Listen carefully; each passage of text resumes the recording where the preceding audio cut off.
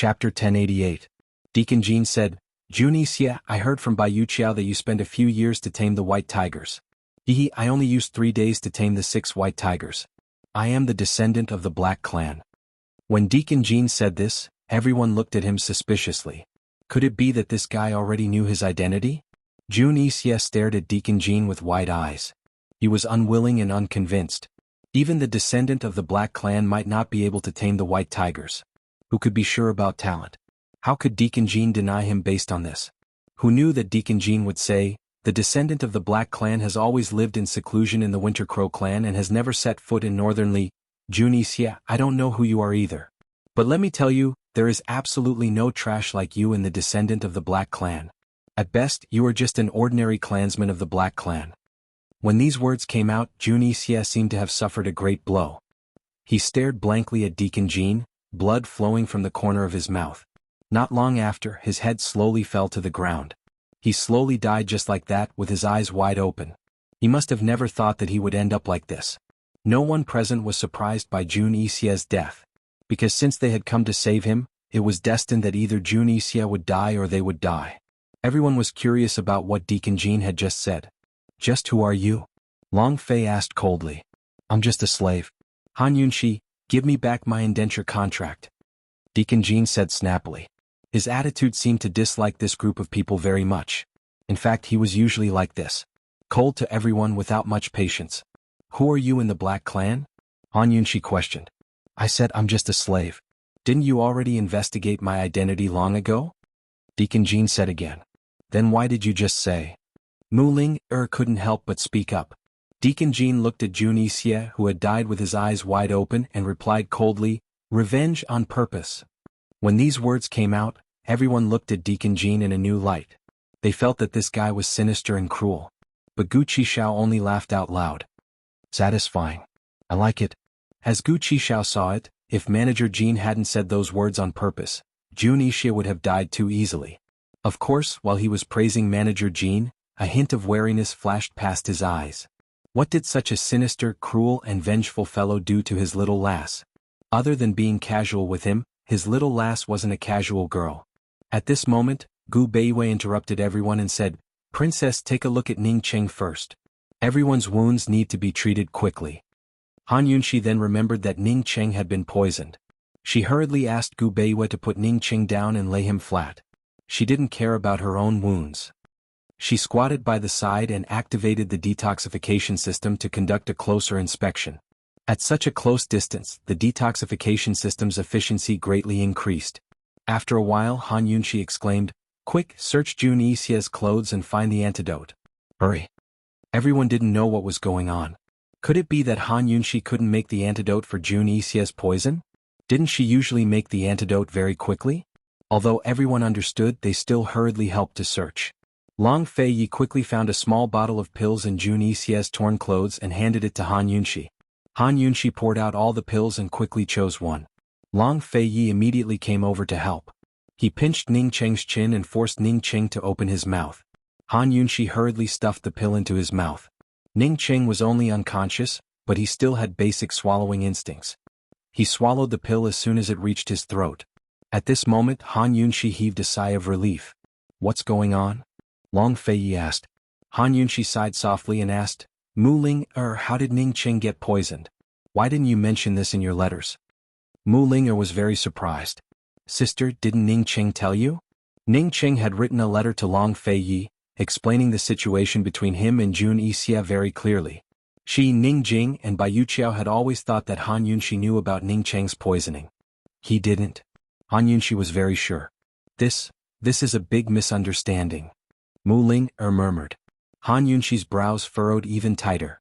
This misunderstanding was indeed big. Fortunately, they had delayed the rescue and northern expedition. Fortunately, Bai Yuqiao had been exposed and they had come to this point today. Otherwise, if they had followed the original plan, Ning Cheng would have died without a doubt. According to the original plan, Gu Beiwei would have gone to the army to rescue Ning Cheng. Gu Beiwei's medical skills were very high, but his poison skills were very weak. He wouldn't have been able to tell that Ning Cheng had been poisoned. Once he took Ning Cheng away without the antidote within a day, Ning Cheng would be finished. Why didn't Ning Cheng mention anything about him being poisoned in his letter? Han Yunxi didn't have time to think too much about it. She carefully checked the pills in her hand again. If Han Yunxi wasn't sure before, then after seeing these pills she was completely sure that Jun Yixie wanted to turn Ning Cheng into a poisonous person. Sister, Ning Cheng's poison hasn't been cured yet. I heard from Bai Yuqiao that the antidote that Jun Yixie gives Ning Cheng every day can only prevent the poison from acting up for a day. It's not the real antidote. Mu Ling hurriedly reminded her. Han Yunxi already knew that Ning Cheng had to take the antidote every day. Coldly she said, "This is an antidote, but it's also a poison. Half of the medicinal properties are used to detoxify the poison, and the other half is a new poison. The toxicity also has a suppressive effect on the original poison. Jun Yixie wants to turn Ning Cheng into a poisonous person, or even a poisonous corpse." Everyone was very surprised. Gu picked up the pills and smelled them, muttering, "I thought these pills were very familiar." Jun Yixie had changed the poison that Bai Yuqiao had poisoned Ning Cheng a long time ago. So, from the looks of it now, Jun Yixie didn't really want to work with Ning Cheng. On one hand he was working with Ning Cheng, but on the other hand he wanted to turn Ning Cheng into a poisonous person behind everyone's back. Once Ning Cheng became a poisonous person, then he would really be completely under Jun Yixie's control. Mu Ling said hatefully, "He deserves to die with grievances. How despicable. I only have a day to detoxify him immediately. After a day he will have to take the medicine again. At that time the toxicity will be completely different." Han Yunxi said seriously. Once Ning Cheng took the antidote again, the toxicity in his body would change. She would have to redesign the detoxification plan and reformulate the antidote. This was the most complicated part of helping Ning Cheng detoxify. Now she could only be thankful that her detoxification system had enough medicinal herbs. If it wasn't for her diligent accumulation of various medicinal herbs over the years, the detoxification system wouldn't have been able to produce the antidote at all. In just a day's time in this desolate wilderness, even if she had two medicinal geniuses by her side, they might not be able to find the medicine. Everyone didn't dare to disturb her. Han Yunxi had the detoxification system analyze all the poisons in Ning Cheng's body while also analyzing the medicinal properties of Jun Yixie's pills. She also collected some blood and conducted manual monitoring, coordinating with each other from different angles. Long Fei Yi watched from the side, his gaze constantly falling on the wound on Han Yunxi's shoulder. He wanted to speak a few times but he held himself back. "Your Highness, your injury is very important," Gu Beiwei reminded him in a low voice. Long Fei Yi restrained his thoughts and turned around to let Gu Beiwei treat his wound. Tang Li had already pulled Mu Linger to the side for questioning. Mu Linger told Tang Li many things, especially how much pain Ning Jing had suffered when she gave birth to little Tang Tang. If it wasn't for the fact that he was holding little Tang Tang, who knew what Tang Li would have done after hearing so much? Gu silently sized up Deacon Jean. Deacon Jean knew that Gu was looking at him, but he let Gu look and was too lazy to pay attention to him. Among this group of people he was the most hostile to Gu. Not long after, little Tang Tang began to cry again. Tang Li actually didn't know how to coax a child. He hugged little Tang Tang and shook her, talked to her and smiled at her. However, little Tang Tang continued to cry non-stop. Tang Li felt wronged and timid as he asked, "Ling she can't be afraid of strangers, right?" Mu Linger didn't know what to say to him. She took little Tang Tang and said, "She's hungry." At this moment, Tang Li realized that there was no wet nurse. What did little Tang Tang eat for so many days? Mu Linger had no choice but to ask Deacon Jean for help. She said, "Jean Z is still hungry." She said it so naturally that people who didn't know would think that they were a young couple and that little Tang Tang was their child. Deacon Jean immediately summoned the tigress that was hiding nearby. At this moment, Tang Li found out that little Tang Tang had been eating tiger milk for several days. He looked at little Tang Tang in the arms of the tigress, not afraid of strangers at all. Instead, she looked very satisfied with eating and his heart ached. If Ning Jing saw this scene she would definitely cry. Of course, Tang Li was anxious to find Ning Jing. However, Han Yunxi and the rest were helping Ning Cheng to detoxify the poison. He didn't dare to rush them and could only wait. Gu stopped staring at Deacon Jean and stared at little Tang Tang. He silently thought in his heart, "This little guy grew up drinking tigress milk. In the future she will definitely be a tigress like Ning Jing, right?" 2 hours later, Han Yunxi finally decided on the detoxification plan and prepared all the required medicinal herbs. Fortunately, she had the detoxification system and used all the medicinal herbs to make pills. Some of the medicinal herbs that needed to be applied externally were also used directly. Otherwise, Han Yunxi would definitely encounter the problem of Mu Linger being Gene Z. Han Yunxi opened the needle bag and lined it up. She looked at Long Fei Yi and realized that his wound had been treated. With Gu Beiwei around, she was relieved. She said, "Gu Beiwei, can you help me? Take off all of Ning Cheng's clothes. The antidote can't detoxify the poison." Before Gu Beiwei could agree, Long Fei Yi said, "I'll do it." Actually, Long Fei Yi especially didn't like Han Yunxi doing this kind of thing, especially in front of Ning Cheng. Although he personally came to save him, although he acknowledged Ning Cheng's contribution to the cooperation between the East and Western Qin, this was all official business. From a personal point of view, he didn't want to have too much interaction with Ning Cheng. But who asked Han Yunxi to be a poison doctor? Who asked her medical skills to be so good? Who asked Ning Cheng to be poisoned? Gu Beiwa didn't say much. A helpless smile appeared at the corner of his mouth. Long Fei Yi quickly took off all of Ning Cheng's clothes. At this moment, everyone saw the injuries on Ning Cheng's body.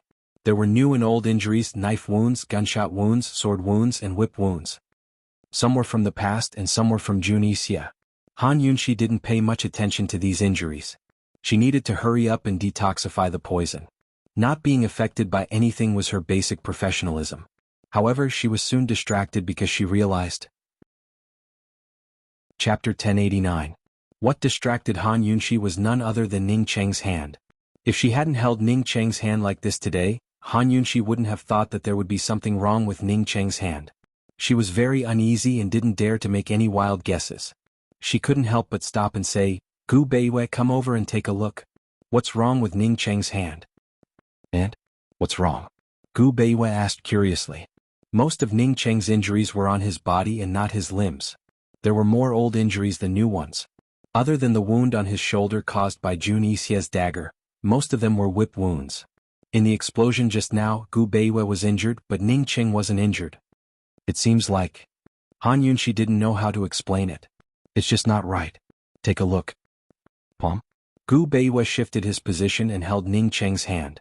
Just as he was about to examine it, Han Yunxi said, "No, it's his arm and shoulder. It's his tendons and bones." Gu Beiwei immediately let go of Ning Cheng's hand and examined his arm and shoulder. After a thorough examination, Gu Beiwei was shocked. He was seriously injured at least 5 years ago. It hasn't healed, and his tendons and bones are severely damaged. It must be a serious tear or even necrosis. Moreover, his upper arm is a prosthetic. Long Fei Yi looked over when he said this. Gu Beiwei was definitely the best doctor in the world. Although he was also shocked by Ning Cheng's condition, he didn't make a fuss. His voice was very soft and only Long Fei Yi, who was beside him, heard it. Tang Li and the rest didn't know what was going on. After all, this was Ning Cheng's privacy. His hand is crippled? Long Fei Yi was indeed very surprised. Ning Cheng's tibia was severely damaged and had yet to recover. In addition, his upper arm was a prosthetic limb, so Ning Cheng's arm would not be able to exert much strength. This would not affect his daily life much, but if he were to practice martial arts or go to the battlefield, then this arm would be useless. Ning Cheng was not an ordinary person. He was the leader of a clan and a general of an army. He was someone who had to gallop on the battlefield and kill his enemies. If nothing else, he had to hold the sword in one hand and the reins in the other to kill the enemy. How could a crippled arm restrain a frightened warhorse? Han Yunxi and Long Fei Yi had never heard of Great General Ning's arm being crippled, much less the Ning clan head himself. Just how had Ning Cheng managed to hide this fact from the Tianing army and the D clan all these years? If Ning Cheng hadn't fainted today and they hadn't been able to grab his left arm, who would have thought it would be like this? Han Yunxi couldn't help but think back to her past interactions with Ning Cheng. She really couldn't remember anything. She had never paid attention to Ning Cheng's hand. She only remembered seeing Ning Cheng holding a sword with both hands, but who would have thought that Ning Cheng only had the strength of one arm? Can it be cured? Han Yunxi asked quickly.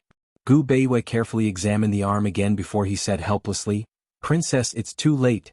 Even if there's a miracle medicine, the effects will be average. Moreover, even if it cures his tibia, it won't have much meaning." As Gu Beiwei spoke, he gestured at Ning Cheng's upper arm. This entire section is a prosthetic limb. If this subordinate's guesses are correct, Ning Cheng must have been seriously injured that year. All the bones in his upper arm must have been shattered. Otherwise, he wouldn't have needed a prosthetic limb. Han Yunxi understood. They couldn't give him a real upper arm. Even with modern medicine's bone grafting, it was impossible to transplant an entire upper arm. Therefore, no matter how they treated it, Ning Cheng's arm was destined to be unable to exert any strength. Faced with this situation, Han Yunxi and Gu Beiyue had a tacit understanding. Since Ning Cheng had concealed this matter so well, rather than exposing him, they might as well pretend that they didn't know anything. This was privacy and dignity. "I don't know anything," Han Yunxi said softly. She took out her gold needles and began to search for acupoints to apply them.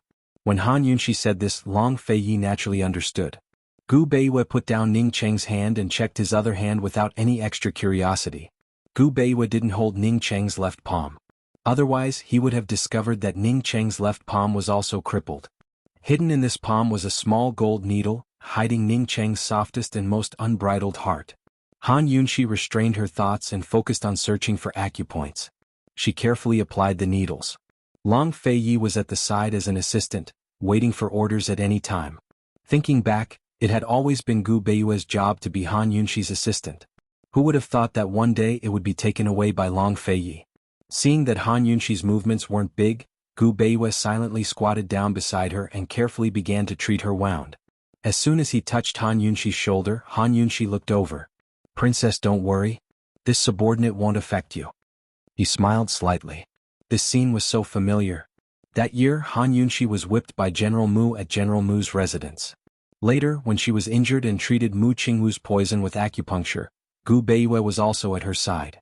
He also helped her treat her wound while she was applying acupuncture. At that time, Han Yunxi was amazed at Gu Beiyue's treatment of the wound. It really didn't affect her acupuncture at all, and it didn't hurt at all. Although it wasn't as if the sea had turned into mulberry fields in a few years, many things had changed.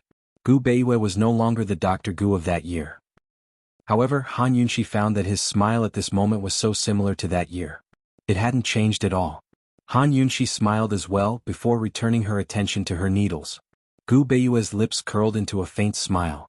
His movements were practiced and careful. It really didn't affect Han Yunxi at all. It had been a long time since he saw Han Yunxi's serious and focused appearance at such a close distance. Even if he was no longer the Dr. Gu of that year and she was no longer the Qin Wangfei of that year, in his eyes, she was still the same person who stunned him, moved him, and made him lose himself in her. Her serious frown didn't change at all. Gu Beiyue quickly collected his thoughts and memories. He looked at Long Feiyi and found that Long Feiyi was looking at him. "Is the injury deep?" Long Feiyi asked in a low voice. "It's not a big injury. Your Highness can rest assured." Gu Beiyue lightly replied. "Will it leave a scar?" Long Feiyi asked again. "It depends on the medication. I can't guarantee that the few prescriptions I have will be effective. When I leave the mountain tomorrow, I have to find the medicine immediately," Gu Beiyue said honestly. "Write a prescription later and have the shadow guard look for it immediately," Long Feiyi said again. Finally, Han Yunxi raised her head and frowned at Long Feiyi. "Don't talk. You're disturbing me." Long Feiyi was resentful and obediently shut his mouth. A helpless smile flashed across Gu Beiyue's eyes. It turned out that her seriousness and focus were so easily broken. Unfortunately, he couldn't do it. Han Yunxi inserted many needles into Ning Cheng's arms and even made a few cuts to draw out the poison. After that, she made Ning Cheng take a pill. This was probably the longest detoxification Han Yunxi had ever taken. It wasn't until the next afternoon that she finally got Ning Cheng out of danger and didn't have to take Jun Yixie's medicine every day. However, in the following month, Ning Cheng still had to take the antidote she concocted every day to completely remove the poison in his body. After detoxifying the poison, Han Yunxi was exhausted. She collapsed in Long Feiyi's arms and didn't want to move. She wanted nothing more than to sleep until the sky turned dark. However, she couldn't. There was still no news from Ning Jing, Su Xiaoyu, and Bai Yuqiao. Tang Li and Mu Ling saw that Han Yunxi was so tired and didn't dare to rush her or ask Long Feiyi. Unexpectedly, Deacon Jean spoke again. "Han Yunxi, where's my indenture contract?" Han Yunxi glanced at him. "I'm not free." "Wait." Han Yunxi really didn't understand where Deacon Jean got his confidence from to ask for his indenture contract from her. Didn't he know that all of this was caused by his kidnapping? It was fine that she wasn't in a hurry to settle the score with him, but he was in a hurry to collect the debt from her. Deacon Jean still wanted to speak, but Han Yunxi beat him to it. She said, "Ling, after you escaped from Tiger's prison, where did you meet with the kidnapping? Who had the ability to kidnap you?" Yesterday Mu Ling didn't explain it clearly. They were busy dealing with Jun Yixie, so they didn't ask much. Now that they wanted to find Ning Jing and the others' whereabouts, they naturally had to ask properly. Ning Jing hadn't even had a proper rest after giving birth before tossing about like this. Han Yunxi was worried for her. With such torment, no matter how much she nourished her body, she would still need to make up for it. Han Yunxi wasn't just worried about this. She had another layer of worry. Someone who could kidnap people from the tiger's claws couldn't be simple. She thought of someone, but she wasn't sure and hoped that it wasn't him. Speaking of the kidnapping, Mu Ling was still afraid. She said, "Sis, the person who kidnapped us was a mysterious person. He was masked so we couldn't tell who he was. He was very powerful. We didn't even see what he did, but the two big white tigers melted into a pool of blood. Not even their bones were left. If Bai Yuqiao hadn't stopped him, Jin Zi, the children, and I wouldn't have been able to escape. That person wanted to kill us." "I don't know either. It's poison." Han Yunxi hurriedly interrupted, as if she didn't want Mu Ling to continue speaking. Bai Yanqing. Long Fei was very sure. He finally understood why Jun Yixie didn't search for the hostages after losing them. Instead, he wanted to die together with them. From the looks of it, Jun Yixie already knew that the person who kidnapped them was Bai Yanqing. He couldn't beat Bai Yanqing and he didn't know what Bai Yanqing wanted to do. That was why he gave up so thoroughly. "Mu Ling, what don't you know? Where's Ning Jing? Where is she?" Tang Li couldn't stay calm. Mu Ling had said so much to him just now. Didn't she say very clearly that Ning Jing and the others were kidnapped? Now what was she trying to say? Mu Ling was easily frightened. After being yelled at by Tang Li, she blurted out, Actually, I don't know if Ning Jing and the others were kidnapped or..." Han Yunxi interrupted again. "All right. Where did you get robbed? Take me there." "It's in the mountains behind Tiger's prison," Mu Ling said anxiously. Gu and Mu Ling walked in front. Deacon Jean followed behind with a gloomy face. Gu Beiyue supported Ning Cheng, and the group went to the back of Tiger's prison. The fire in Tiger's prison was still burning, and it lit up the surroundings. Before Mu Ling could say the exact location, Han Yunxi detected that there was poison nearby. She ran over first and Tang Li followed closely behind. He was even faster than his brother. They didn't run far before they saw bloodstains on the ground. Chapter 1090. There were patches of blood stains on the ground, intermittent. Han Yunxi could tell at a glance that this was the color of the blood stains that had melted into the soil. Some time had passed and some of the blood stains had already faded, but some had already blended into the soil. That was why the blood stains were intermittent. Mu Ling and Deacon Jean only saw 2 tigers that had melted, but based on the analysis of the blood stains on the ground, the amount of blood was not just 2 tigers. Tang Li stood at the side, hugging little Tang Tang tightly, not moving at all. Long Fei Yi and the rest came over and were about to touch the soil when Han Yunxi stopped them. "Don't touch it. This soil is all poisonous. This kind of poison is specially used to corrode the flesh." "Sister Jing and the rest, were they kidnapped?" Mu Ling asked timidly. She no longer hoped that Sister Jing and the rest could escape. She only hoped that Sister Jing and the rest wouldn't be among the blood stains on the ground. Tang Li immediately looked at her. Mu Ling clearly didn't do anything bad, but she was still frightened. She avoided Tang Li's gaze. Han Yunxi ignored Mu Ling. She squatted on the ground and carefully examined the poisoned blood. How could she not have the same extravagant hope as Mu Ling? Unfortunately, the detoxification system quickly gave her a piece of bad news. She stood up and said calmly, "There's animal blood in these bloodstains." Although it was cruel, she still looked at Tang Li and said seriously, "There's also human blood." Before Han Yunxi could finish, Mu Ling hurriedly interrupted her. "Did they bleed when they were injured?" Even if there was human blood, it didn't prove that they were dead. Unfortunately, Han Yunxi denied this theory. All of this human blood belongs to one person. Based on the amount of blood lost, it's enough to cause death. The DNA could be found even if the blood stains had been left for several years. What more in a month or 2? The detoxification system would never make a mistake, although Han Yunxi did not want to believe it. "So, one of Ning Jing, Su Xiaoyu or Bai Yuqiao was killed?" Gu interrupted. "It seems that their bodies were also destroyed." TSK, what kind of poison is this? Why is it so similar to perplexing butterfly illusion? It must be Bai Yanqing. He wouldn't kill Su Xiaoyu. Long Fei Yi calmly analyzed. Suddenly Tang Li shouted, "It's definitely not Ning Jing." Little Tang Tang was frightened by his roar and began to cry loudly. The more she cried, the fiercer she became. Mu Linger's heart ached. She rushed over and said, "Tang Li, you scared her." Let me hug you. Sister Jing will be fine. She will be fine. Tang Li ignored her and hugged little Tang Tang even tighter.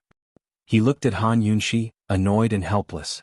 He did not say anything, but he hoped that his sister-in-law could give him a clear answer. Han Yunxi's eyes flashed with a complicated look.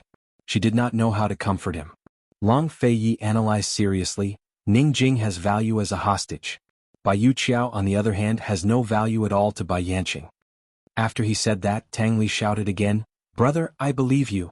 I believe you." His loud voice made little Tang Tang cry even louder. No matter who died, Mu Linger was especially upset. Her eyes were full of tears. She said to Tang Li in a choked voice, "Tang Li, can you give me the child? Can't you? Don't scare her anymore. If Sister Jing finds out, she won't let you off." Tang Li immediately fell silent. He did not know what to do.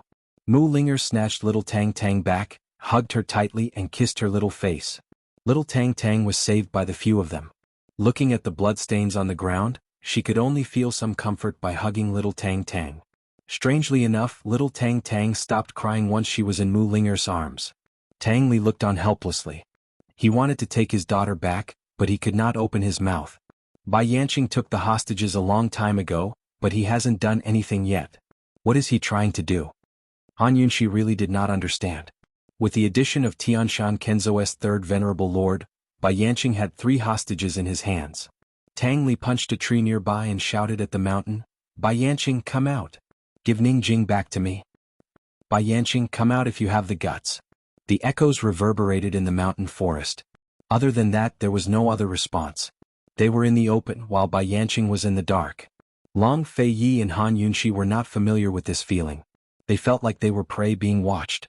However, they could not think of any way to force Bai Yanqing out. This old thing did not even care about his 2 closest disciples. What else in this world and who else did he care about? Long Fei Yi, we only have the perplexing butterfly illusion left, Han Yunxi said softly. Long Fei Yi did not say anything but nodded. Right now they only had this method. They could use the perplexing butterfly illusion to lure Bai Yanqing out. Your Highness, Princess, we shouldn't stay here for long. Let's go back to the army first and discuss this further, Gu Beiyue said seriously. Although things did not go as planned, at least they managed to rescue Ning Cheng. Just as everyone was about to leave, Deacon Jean blocked Han Yunxi's path. He said word by word, "Han Yunxi, where's my indenture contract? Come back with us. We'll talk about it later," Han Yunxi said cold. Impossible. Deacon Jean refused. Han Yunxi had been tolerating it, but when she heard this, she immediately flared up. She said rudely, "Then don't take it." Unexpectedly, Mu Linger said, "Sister, give him the indenture contract." "I promised him." "Why should I give him the indenture contract?" Han Yunxi asked cold. Mu Linger was shocked. "Sister, he saved us." Indeed, if Deacon Jean had not rescued Ning Jing and the others, they might not have been able to rescue Ning Cheng from Junixie so quickly, much less kill Junixie so quickly. However, wasn't all of this caused by Deacon Jean? It's only right that he saved you. If he hadn't colluded with that Qing guy, Eastern and Western Qing's army would have already flattened Northern Li. At most, he saved you and the children. Ning Jing's whereabouts are still unknown. What right does he have to ask me for the indenture contract? Han Yunxi glared at Deacon Jean angrily and warned him cold, "Jean Zi, let me tell you, if anything happens to Ning Jing, don't even mention the indenture contract, you'll have to leave your life behind." Tang Li watched from the side. Although he didn't say anything, his eyes were full of hostility. Deacon Jean didn't care about them. He only cared about Mu Linger. His long, narrow and cold eyes slowly narrowed, emitting a dangerous aura. He stared at Mu Linger. Mu Linger bit her lip, not knowing what to do. She promised Deacon Jean that she would persuade her sister to return the indenture contract to him, but now she couldn't refute her sister's words. At this moment, Gu suddenly pulled Mu Linger behind him. He sneered and looked at Deacon Jean from head to toe. "What, are you bullying our Linger because she's young and easy to trick?" Deacon Jean still didn't say anything and just looked at Mu Linger. Mu Linger didn't know what to do. She would rather hate Deacon Jean, but she didn't know when she started to hate him. "Gu, take him away," Han Yunxi said cold. Finally, Mu Linger couldn't take it anymore. She shook off Gu's hand and ran to Han Yunxi's side to pull her arm. "Sis, if it wasn't for Jean Zi, I wouldn't have lived until now. And little Tang Tang would have starved to death long ago. Sis, just let him make up for his mistakes with good deeds. Forget it. Han Yunxi was suspicious. Mu Ling this little girl, had always been a vengeful person. Why was she so tolerant of Deacon Jean? A complicated look flashed across her eyes and she said, Mu Ling you can forget about it, but what about Ning Jing? Even if Ning Jing comes back, it won't be so easy to forget it. Tang Li finally spoke up. Mu Ling became even more anxious. She realized that Jin Zi was right. As long as he brought her back, only death would await him. However, he still brought her over because of her promise. Mu Ling didn't want to haggle over who was right and who was wrong, and who owed who more. She didn't want to go back on her promise and she didn't want to owe anyone anything. She steeled her heart and grabbed Deacon Jin's hand tightly. She said, Sis Ling has already pledged to marry Jin Zi. Ling was born Jin Zi's woman, and will die as Jin Zi's ghost. If you don't let him off, then you won't let Ling off. Han Yunxi was dumbfounded. You, Mu Ling didn't dare to look into Han Yunxi's eyes for fear of being exposed. She looked at Tang Li and said seriously, Big brother Tang Li, please forgive Jin Zi this time on account that Ling has lost her reputation to protect Sister Jing's child. Tang Li was most grateful to Mu Ling Looking at Mu Ling's teary eyes, he didn't know what to say. He could only look at his sister-in-law. Han Yunxi was scared out of her wits by Mu Ling She didn't believe that Mu Ling would give up on Gu so easily. She secretly wondered if Mu Ling had been threatened by Jin Zi. Or had she been coaxed? Seeing how agitated Mu Ling was, Han Yunxi rationally didn't argue. She said, Ling Tang Li can't make a decision on behalf of Ning Jing. Moreover, I don't have the indenture agreement with me.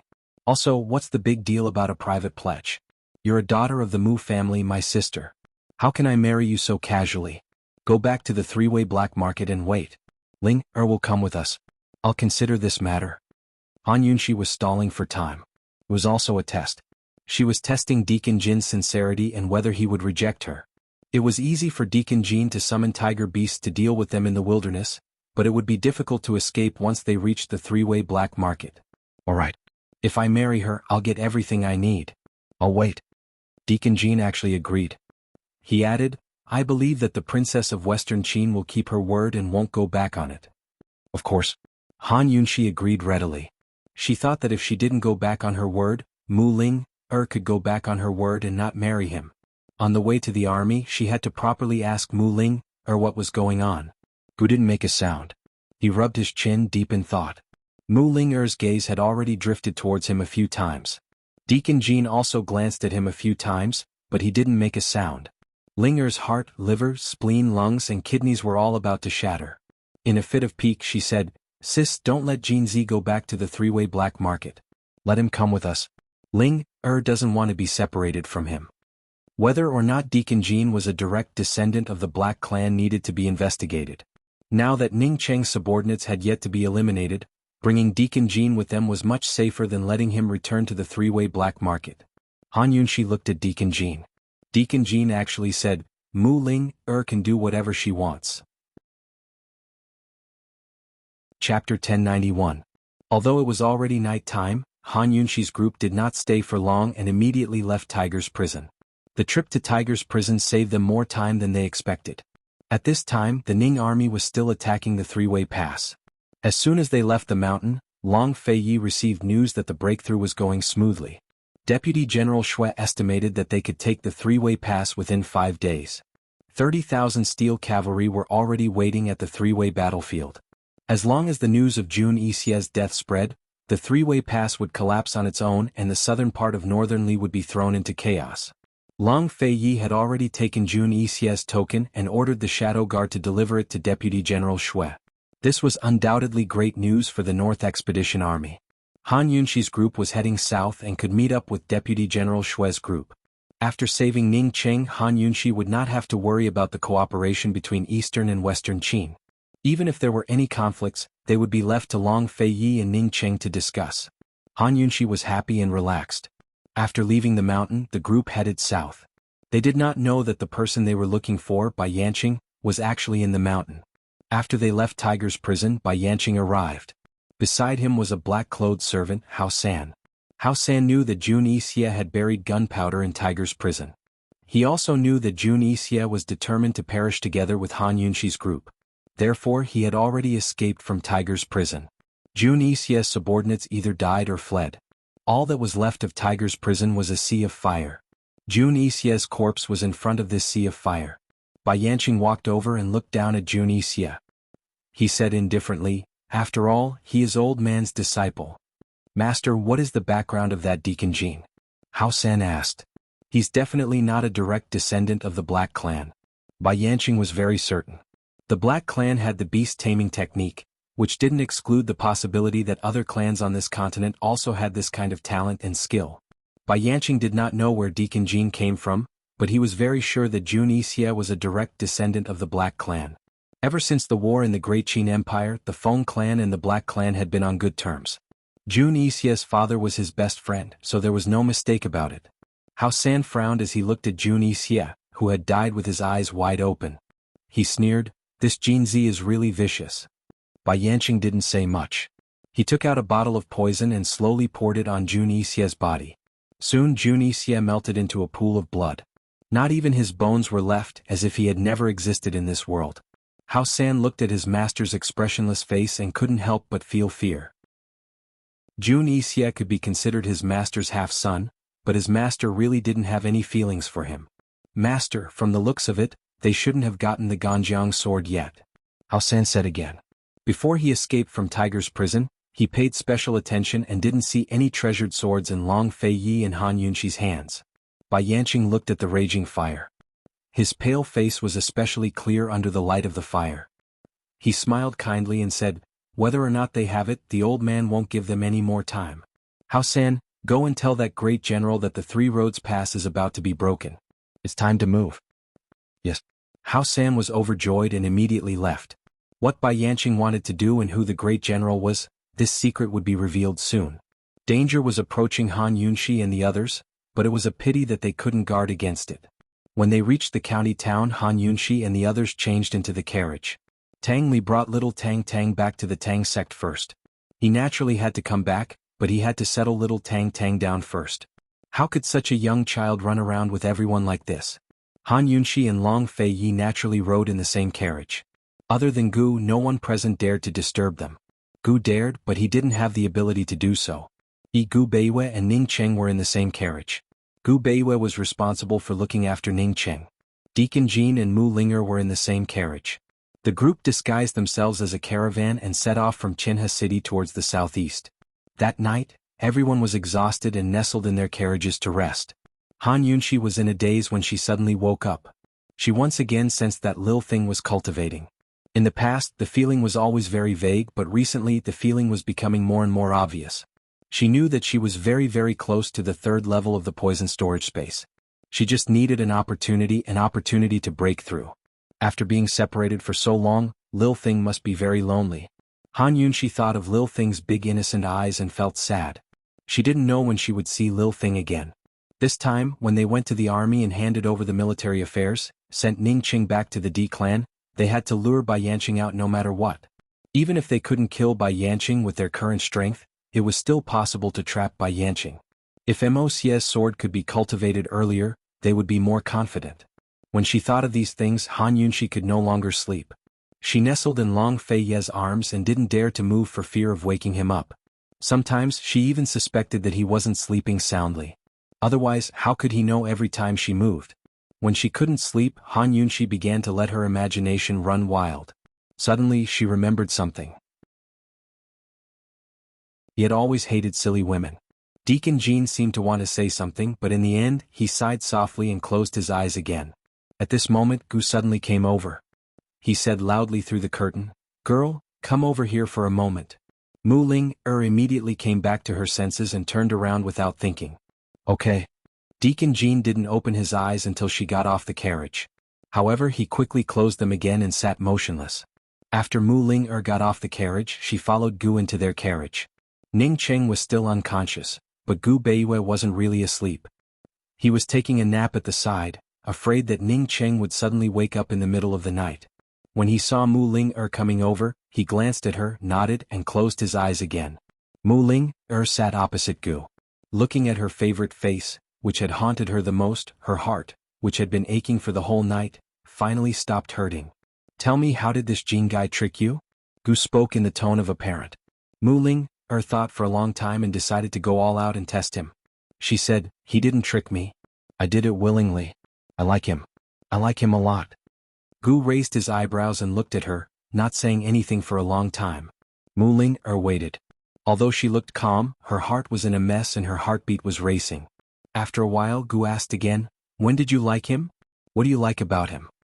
When we were kidnapped, it was all Uncle Cheng's mischief. Jinzi took good care of me and Ning Jing along the way. He gave us whatever we wanted. He even kept in touch to find hot food for me to eat every day. When we were at Tiger's Den, he found out about my fake pregnancy, but he didn't expose me. At this point, Gu stopped her. He rubbed his chin, looking puzzled. Girl, what does Jinzi like about you? I don't know. Anyway, he likes me too. He likes me a lot. Mu Ling said again. Gu Qishao snorted disdainfully.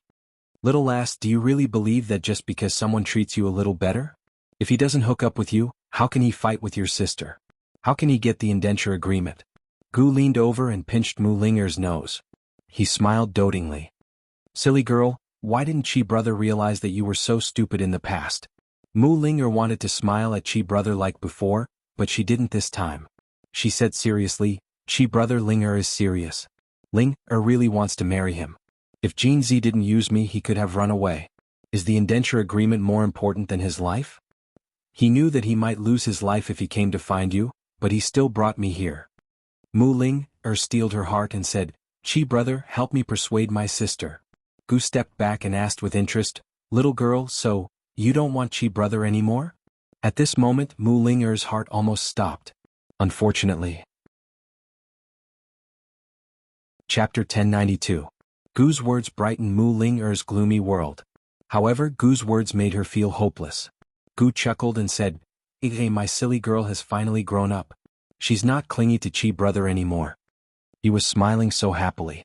Humans would have a lot of helplessness, but their hearts were absolutely free. It was because of this that there was so much pain. Even if she left with Jinzi, even if she no longer chased after Chi Gij, her heart would always only have Chi Gij in it. But she didn't even have the chance to answer him. Mu Ling wanted to laugh and laugh at herself. Even if he didn't give her a chance, she had to fight for it. After all, this was going to be her strongest night. Mu Ling looked into Chi brother's eyes and answered him seriously, Chi brother, you don't want Linger anymore? Gu was stunned when he heard this. However, he soon laughed out loud. Silly girl, Chi brother Linger is serious. Ling isn't joking with you. Mu Ling interrupted him. She knew that he was going to laugh it off and treat it as a joke. Gu suddenly became gentle. He leaned over and patted Mu Linger's head.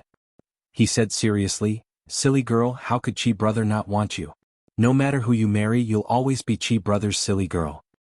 His gentle gaze and gentle words were the antidote she had longed for many years. It was the only antidote that could cure her unrequited love. However, at this moment, she felt like she had been poisoned and was beyond redemption. The gentle Chi brother was right in front of her, but her heart was in indescribable pain. She knew it. She knew it. She knew it. She knew that Chi brother had always treated her like a sister. It had always been like this. She couldn't help but cry. Chi brother, can you help me and Gold Z escape? Gu wiped her tears and said seriously, listen to me. Your sister and brother-in-law haven't figured out Deacon Jin's background yet. What if he's really a direct descendant of the Black Clan? Will you still marry him? What if he's not a direct descendant of the Black Clan? What if he doesn't become my sister's enemy? Can I marry him? Mu Ling asked again. Gu smiled. Silly girl, even if he's a direct descendant of the Black Clan, as long as he treats you sincerely and you really like him, you can marry him. Chi, aren't you afraid that you'll be cheated? We're not in a hurry. Let's wait until we find out more about him. When you get married, Chi brother will prepare a huge dowry for you. Mu Ling sniffled and kept nodding. Okay, I'll listen to you. I'll remember that I don't want anyone's dowry except for Chi brothers. Gu Qishao rubbed her head again with a grin. Go on, rest early.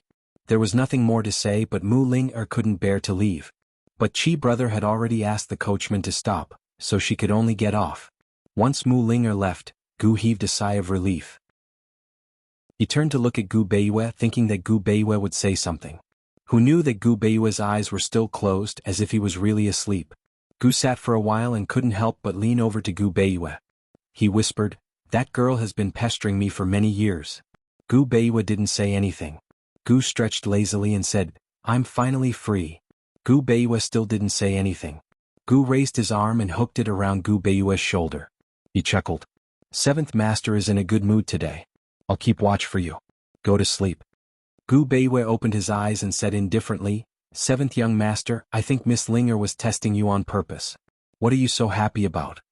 Gu knew Mu Ling too well. Of course he knew that Mu Ling was deliberately provoking him.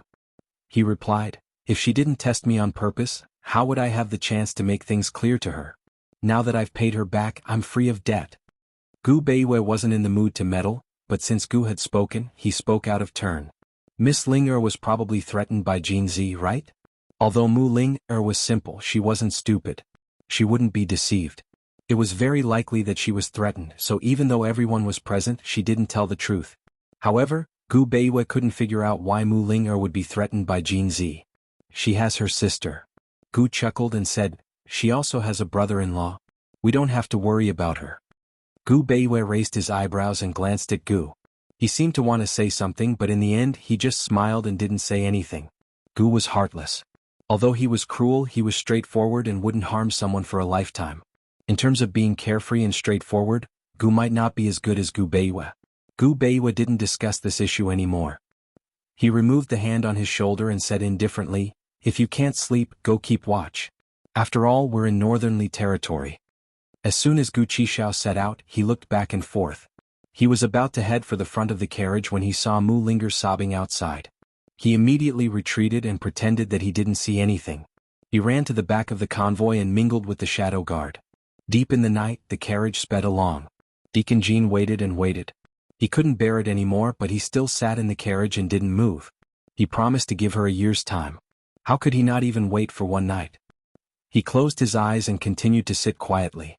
However, he didn't know that Mu Ling was sitting outside and crying silently. How many tears did she have to cry to complete a farewell ceremony? How could she convince herself to continue to be strong? Finally, the coachman couldn't bear it anymore and advised, Miss Ling, don't be like this. Who bullied you? Tell the princess and let the princess help you. Don't be afraid. When Jin Zi heard this, he suddenly raised the curtain. Mu Ling subconsciously turned around and met with Deacon Jin's cold and terrifying eyes. Seeing Mu Ling's eyes swollen and red like blood and her little face streaked with tears, Deacon Jin clenched his fists tightly. He glared at her and fiercely slammed down the curtain, ignoring her. However, not long after, he opened his mouth and said, Why aren't you coming in? Mu Ling didn't know how to answer and simply threw him a sentence, None of your business. After saying that, Deacon Jean lifted the curtain and unceremoniously pulled Mu Ling into the carriage and pressed her down on the seat. Mu Ling struggled, What are you doing? Don't forget that you're now in my sister's hands. Deacon Jean didn't care and asked coldly, Did Gu bully you again? No. Mu Ling denied. Then why are you crying? Deacon Jean questioned. Why do you care what I'm crying about? Let go of me, otherwise I'm going to call for help.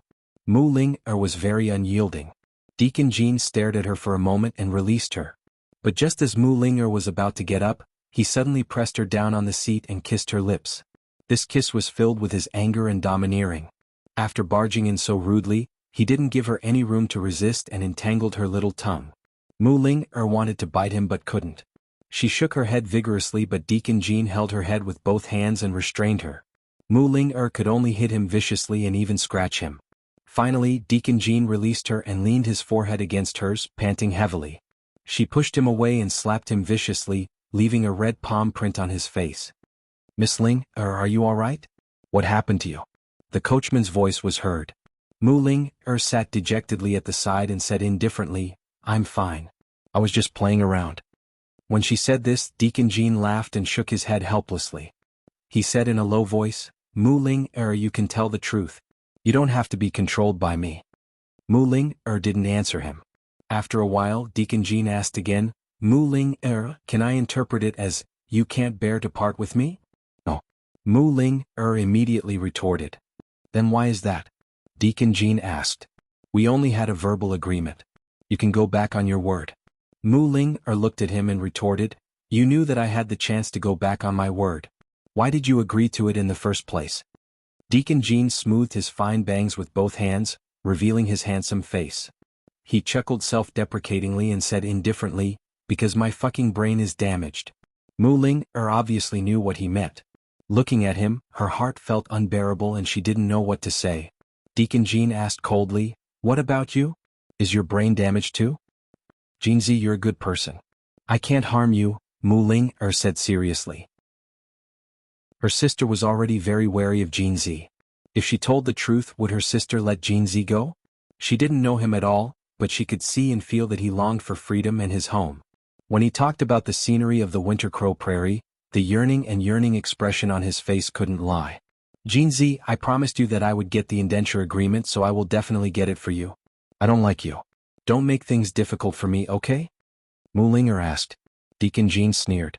Mu Ling, you want me to believe you when you go back on your word? Do you really think that I, Jeanzi, am a fool? Mu Ling looked at him, speechless. Deacon Jean avoided her tearful little face and said coldly, Mu Ling, unless you go back on all your promises, I won't give up. He gave her two choices. She could either do as she said and go with him, or expose him so that he would never be free. He used his most desired freedom as a wager and bet on her heart. The next day Han Yunshi had enough rest and called Mu Ling over. She used both the carrot and the stick, but Mu Ling insisted that she and Deacon Jean were truly in love. Han Yunshi didn't force her. She sent people to the Winter Crow tribe while waiting for Ning Cheng to wake up.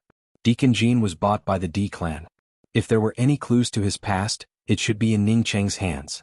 The news of Jun Yixia's death quickly spread throughout Northern Li, causing panic in the southern part of Northern Li. A few days later, good news came from the Three Roads Pass. The Ning army had broken through the Three Roads Pass and entered Northern Li with 30,000 cavalry. When the news reached Long Fei Yi asked the Shadow Guard to arrange for everyone to stay in a nearby manor and wait for the Ning army to arrive. Everyone had just settled down when Ning Cheng woke up. At this time only Gu Beiwei was by his side. Gu Beiwei was overjoyed and was about to call someone over when Ning Cheng pulled his hand. Chapter 1093. Ning Cheng grabbed Gu Beiwei's hand. Ning Cheng didn't say anything. Gu Beiwei seemed to know what he meant and didn't say anything.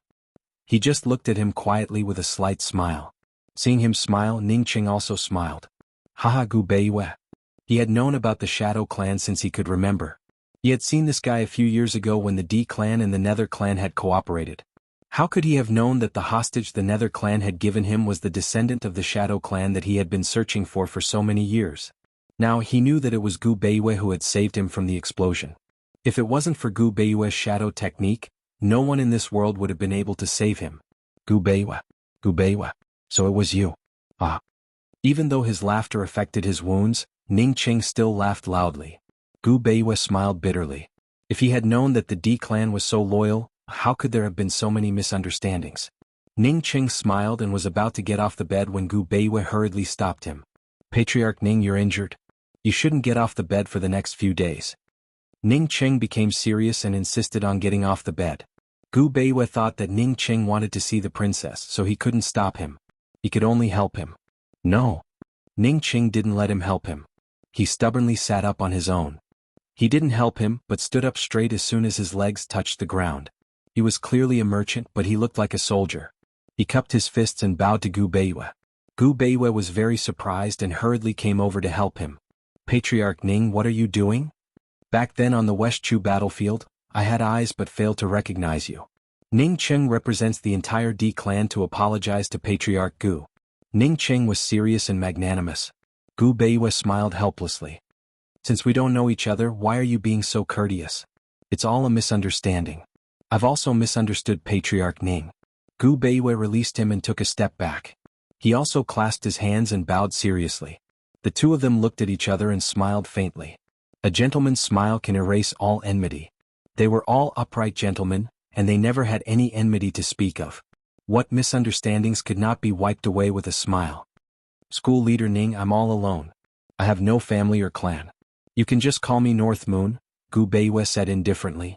Ning Cheng froze at the words, I have no family or clan. Just as he was about to ask, Gu Beiwei raised a hand to stop him. If the princess is here, then the Shadow clan is here. With Gu Beiwei saying that, what else was there to ask? This was also why Ning Cheng had been searching for the Shadow Clan all these years, why he had always trusted the Shadow Clan so much. North Moon, if you don't mind, my D clan is your Shadow Clan. You can just call me Ning Cheng, Ning Cheng said seriously. You're too polite, school leader Ning. We're all family. Gu Beiyue still did not change his way of addressing him. He smiled. Apart from being gentle, he seemed like a sly fox. His words were full of hidden meanings. Ning Cheng had no time to think about it right now, but once the world was at peace in the future, Ning Cheng should be able to think about it. Are the princess and the others well? Ning Cheng remembered this very soon. They're all well. Don't worry, school leader Ning. Gu Beiyue immediately told Ning Cheng about Jun Yixie's death and the current situation on the battlefield in northern Li. Of course, he also told him about how Jun Yixie had poisoned Ning Cheng to raise poison people. Ning Cheng ground his teeth in resentment. It was just a pity that he could not kill Jun Yixie with his own hands. His Highness and the princess are waiting for you to wake up. I'd better get someone to tell them, Gu Beiyue said. Only when he saw Ning Cheng nod did Gu Beiyue order the Shadow Guard to report to him. It had been almost a year since they parted in Black Tower. He still remembered the last time he saw her. She was already one-eyed. Ning Cheng sat on the bed with his eyes lowered, waiting silently. Gu Beiyue saw this and said nothing either. He sat beside him. Soon Long Feiyi and Han Yunxi arrived. The moment Han Yunxi walked in, Gu Beiyue stood up. Ning Cheng also stood up at almost the same time. However, Gu Beiyue only nodded, while Ning Cheng cupped his fists and bowed. Subordinate Ning Cheng greets the princess. Han Yunxi stood by the door and looked at this scene. Her heart was filled with emotions. Who would have thought that after going around in circles, she and Ning Cheng would still return to this point? She raised her eyebrows and looked at him. Coldly she said, "Raise your head." Ning Cheng did as he was told. He looked straight ahead, his expression calm. Han Yunxi looked at his eyes seriously. One of them was empty while the other was dark, deep, sharp and bright. That gaze seemed to be able to see through everything, see through the bustling world and the clamor of people's hearts. I didn't do it on purpose. Han Yunxi said seriously. This subordinate knows.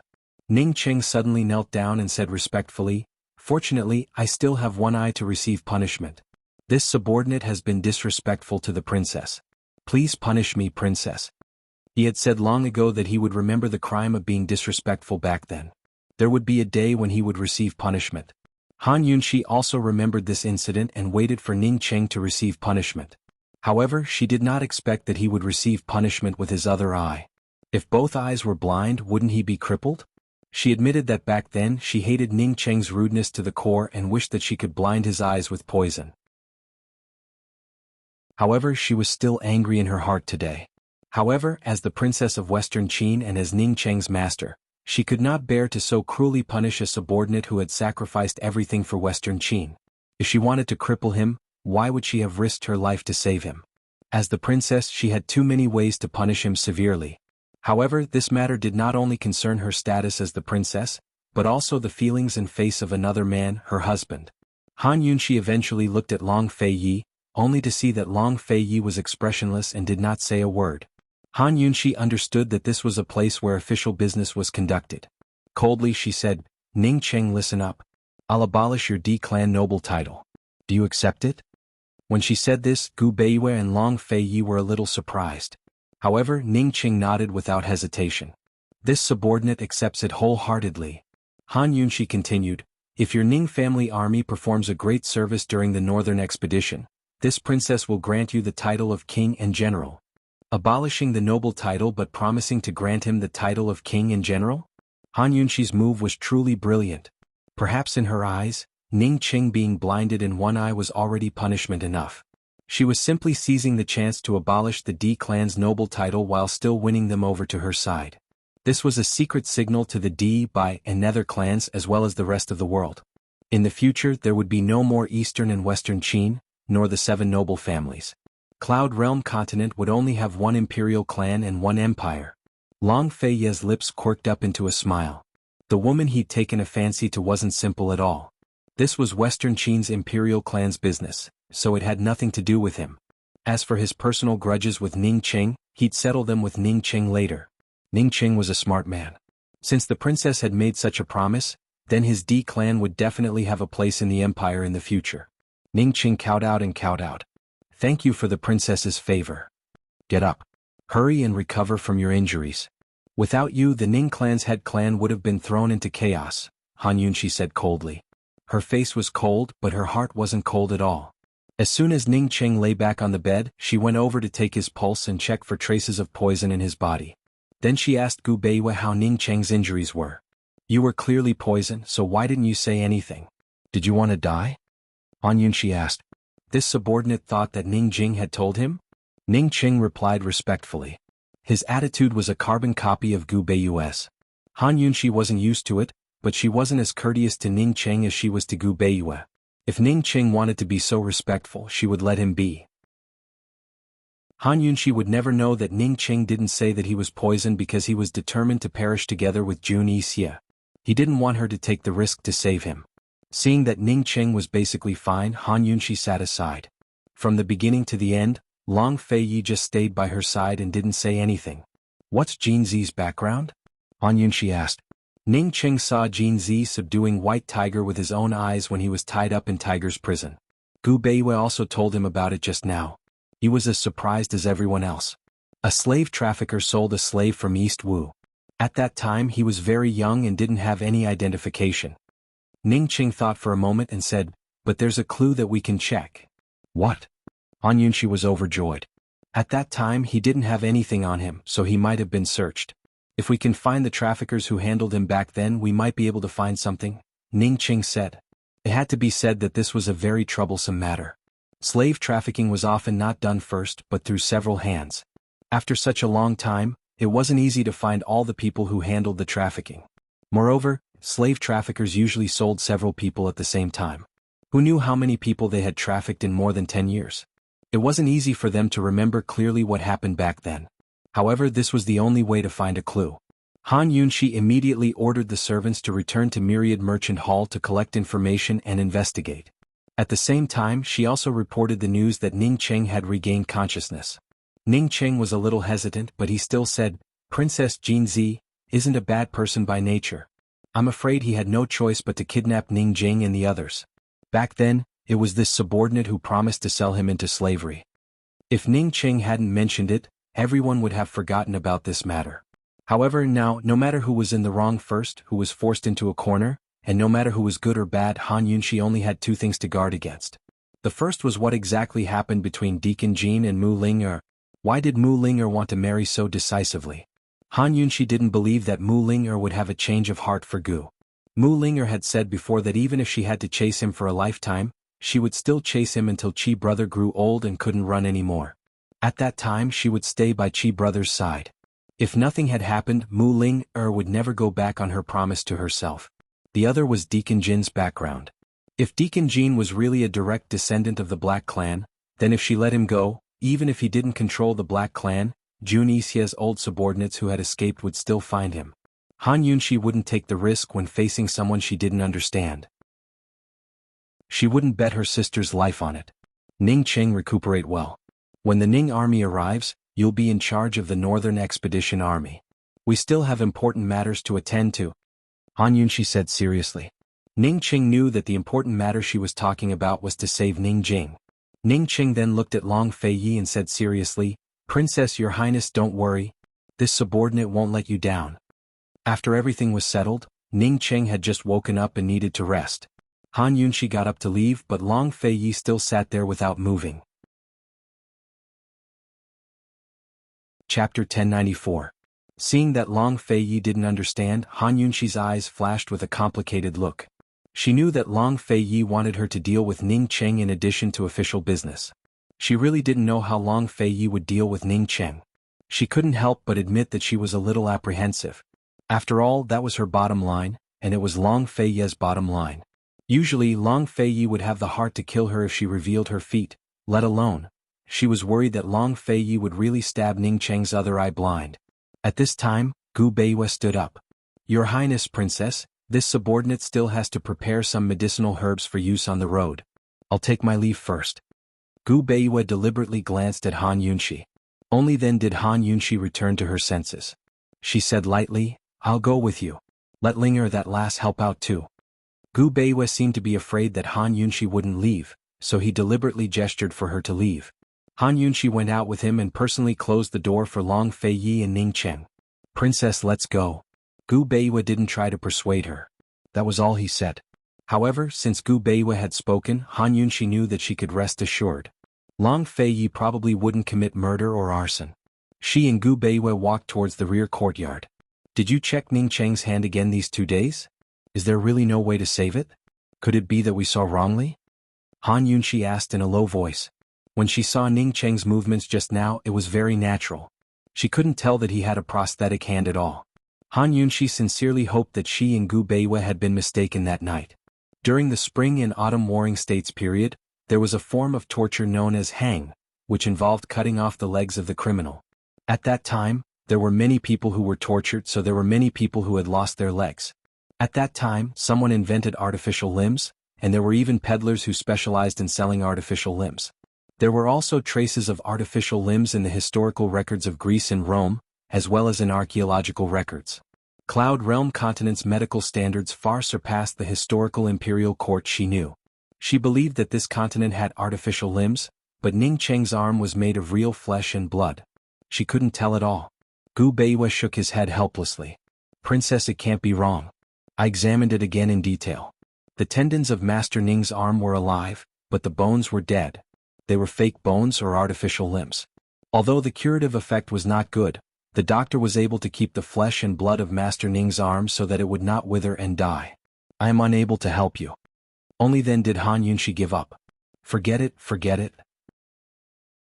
Gu Beiwa had not only examined Ning Cheng's arm, but Ning Cheng's palm as well. Naturally, he'd seen the needle. But he would never tell anyone about it, no matter who it was. When they reached the rear courtyard, there was no need for Han Yunxi to search. Mu Ling'er was already picking through the medicinal plants that the Shadow Guard had just delivered. All of them had burns on their bodies, so they naturally had to prepare medicine. Moreover, they were planning to send Ning Cheng to the army before heading to the poison sect's forbidden grounds and use the perplexing butterfly illusion to lure Bai Yanqing out. As meticulous as Gu Beiwa was, he'd prepared common medicinal ingredients for the trip. "Princess, shall this subordinate take your pulse again?" Gu Beiwa suddenly asked. Han Yunxi wanted to ask a certain question, but Mu Ling'er was here, so she held back. If Mu Ling'er, a girl who didn't know how to make a fuss, heard that question, Long Fei Yi, Gu and even Jinzi might find out. Unlike last time, Gu Beiwa let go of Han Yunxi's hand after a while and said, "Princess, you should take advantage of the next 2 days to rest well. If you keep working like this, your body won't be able to take it." "Is there a problem?" Han Yunxi asked. "It's a small problem, a problem with your blood and qi," Gu Beiwa said as he wrote a prescription for Mu Ling'er to prepare. When small problems come together, a big problem will come. Mu Ling'er hadn't been in a good mood recently. She glanced at the prescription and didn't think too much about it. She immediately picked the herbs from the pile and casually said, "What a coincidence. We have all these herbs." Han Yunxi didn't pay attention to this coincidence. She thought to herself that there was no hope for her this month. She'd drink Gu Beiwa's medicine and work hard next month. Long Fei Yi hadn't mentioned this problem until now. She didn't know if he was troubled by it. He was probably so busy that he'd forgotten about it. "Princess, what are you thinking about?"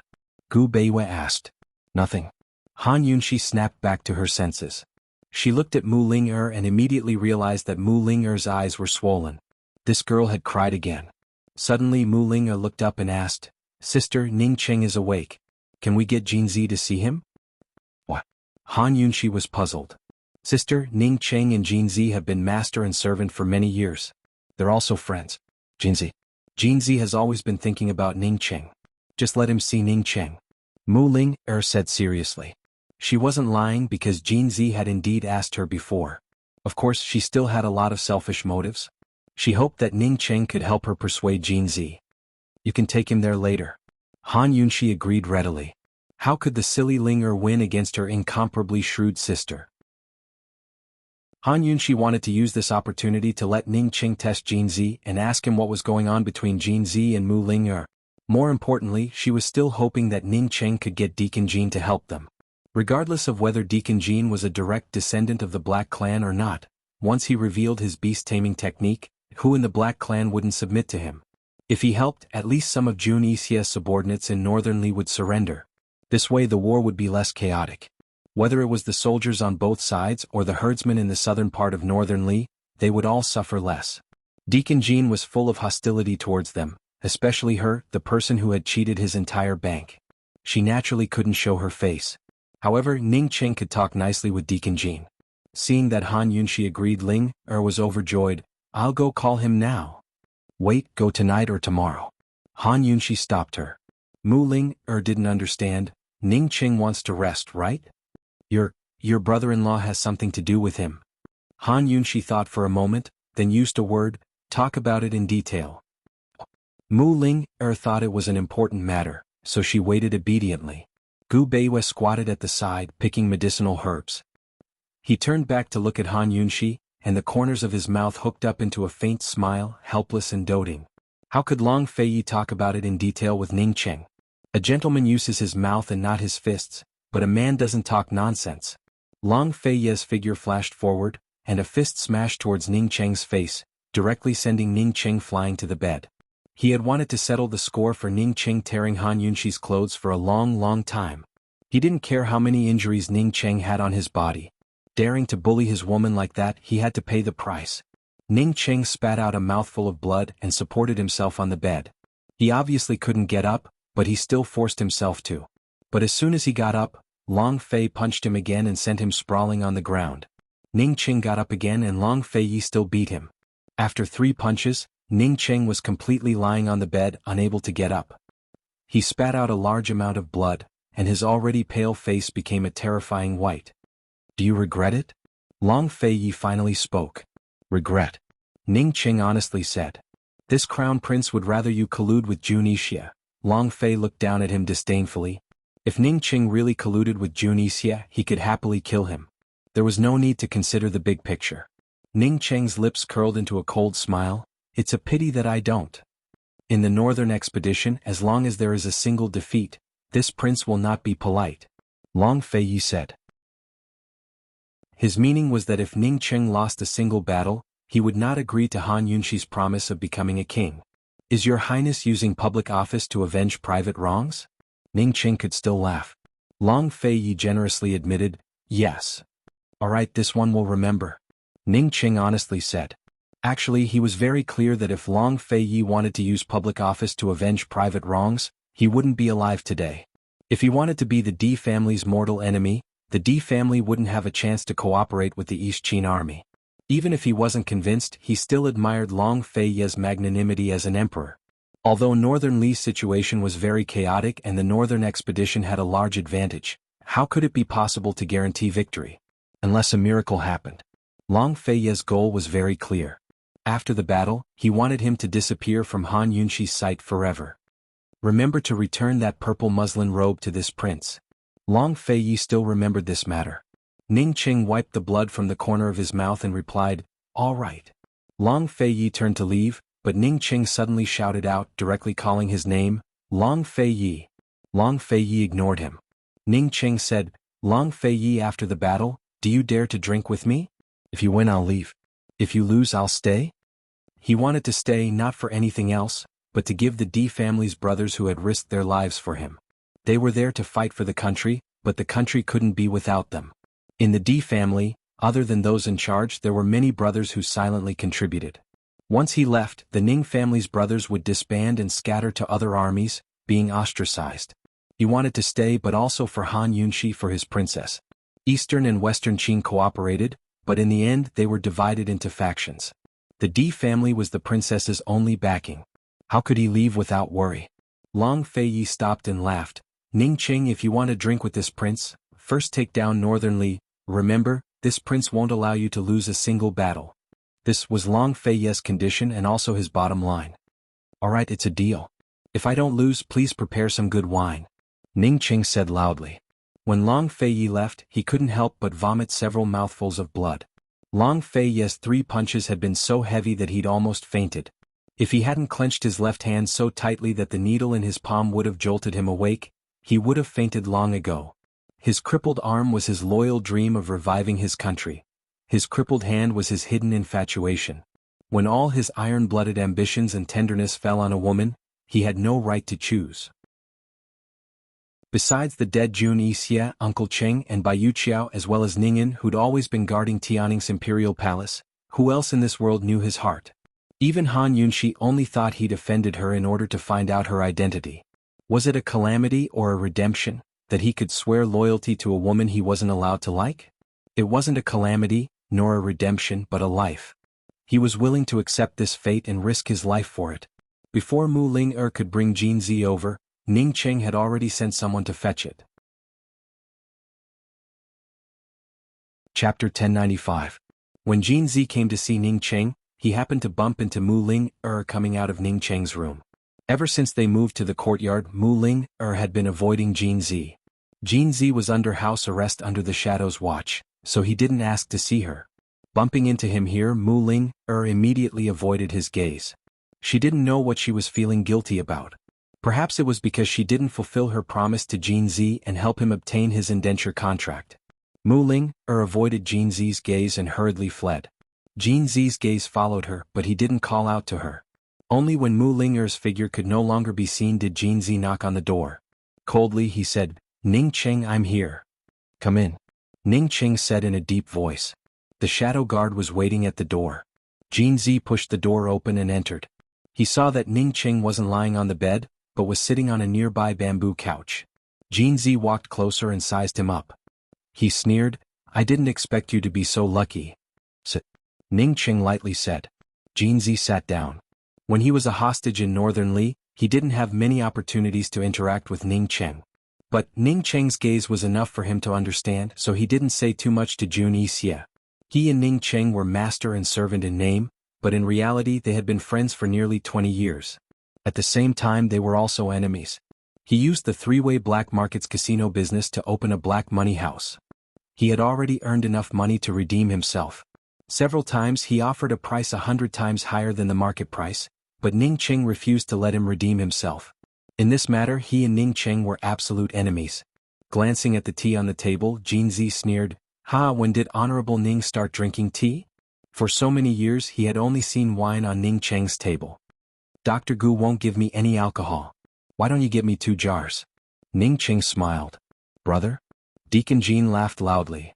"Brother, do you still keep your promise to me?" Back at Myriad Merchant Hall, Ning Cheng had promised him that as long as he could deal with Mu Ling and take over the Mu clan, he would return the indenture contract to him. If it wasn't for this agreement, how could he, who had never been close to women, take the initiative to provoke Mu Linger, such a stupid girl? If he hadn't taken the initiative to provoke them, how could he have provoked Han Yunshi to stand up for Mu Linger, defraud his bank, and provoke Mu Linger to owe him a huge debt with his gold card? If it weren't for the fact that he was heavily in debt and was being pursued by Kangon Private Bank, would he have colluded with Uncle Cheng to kidnap someone?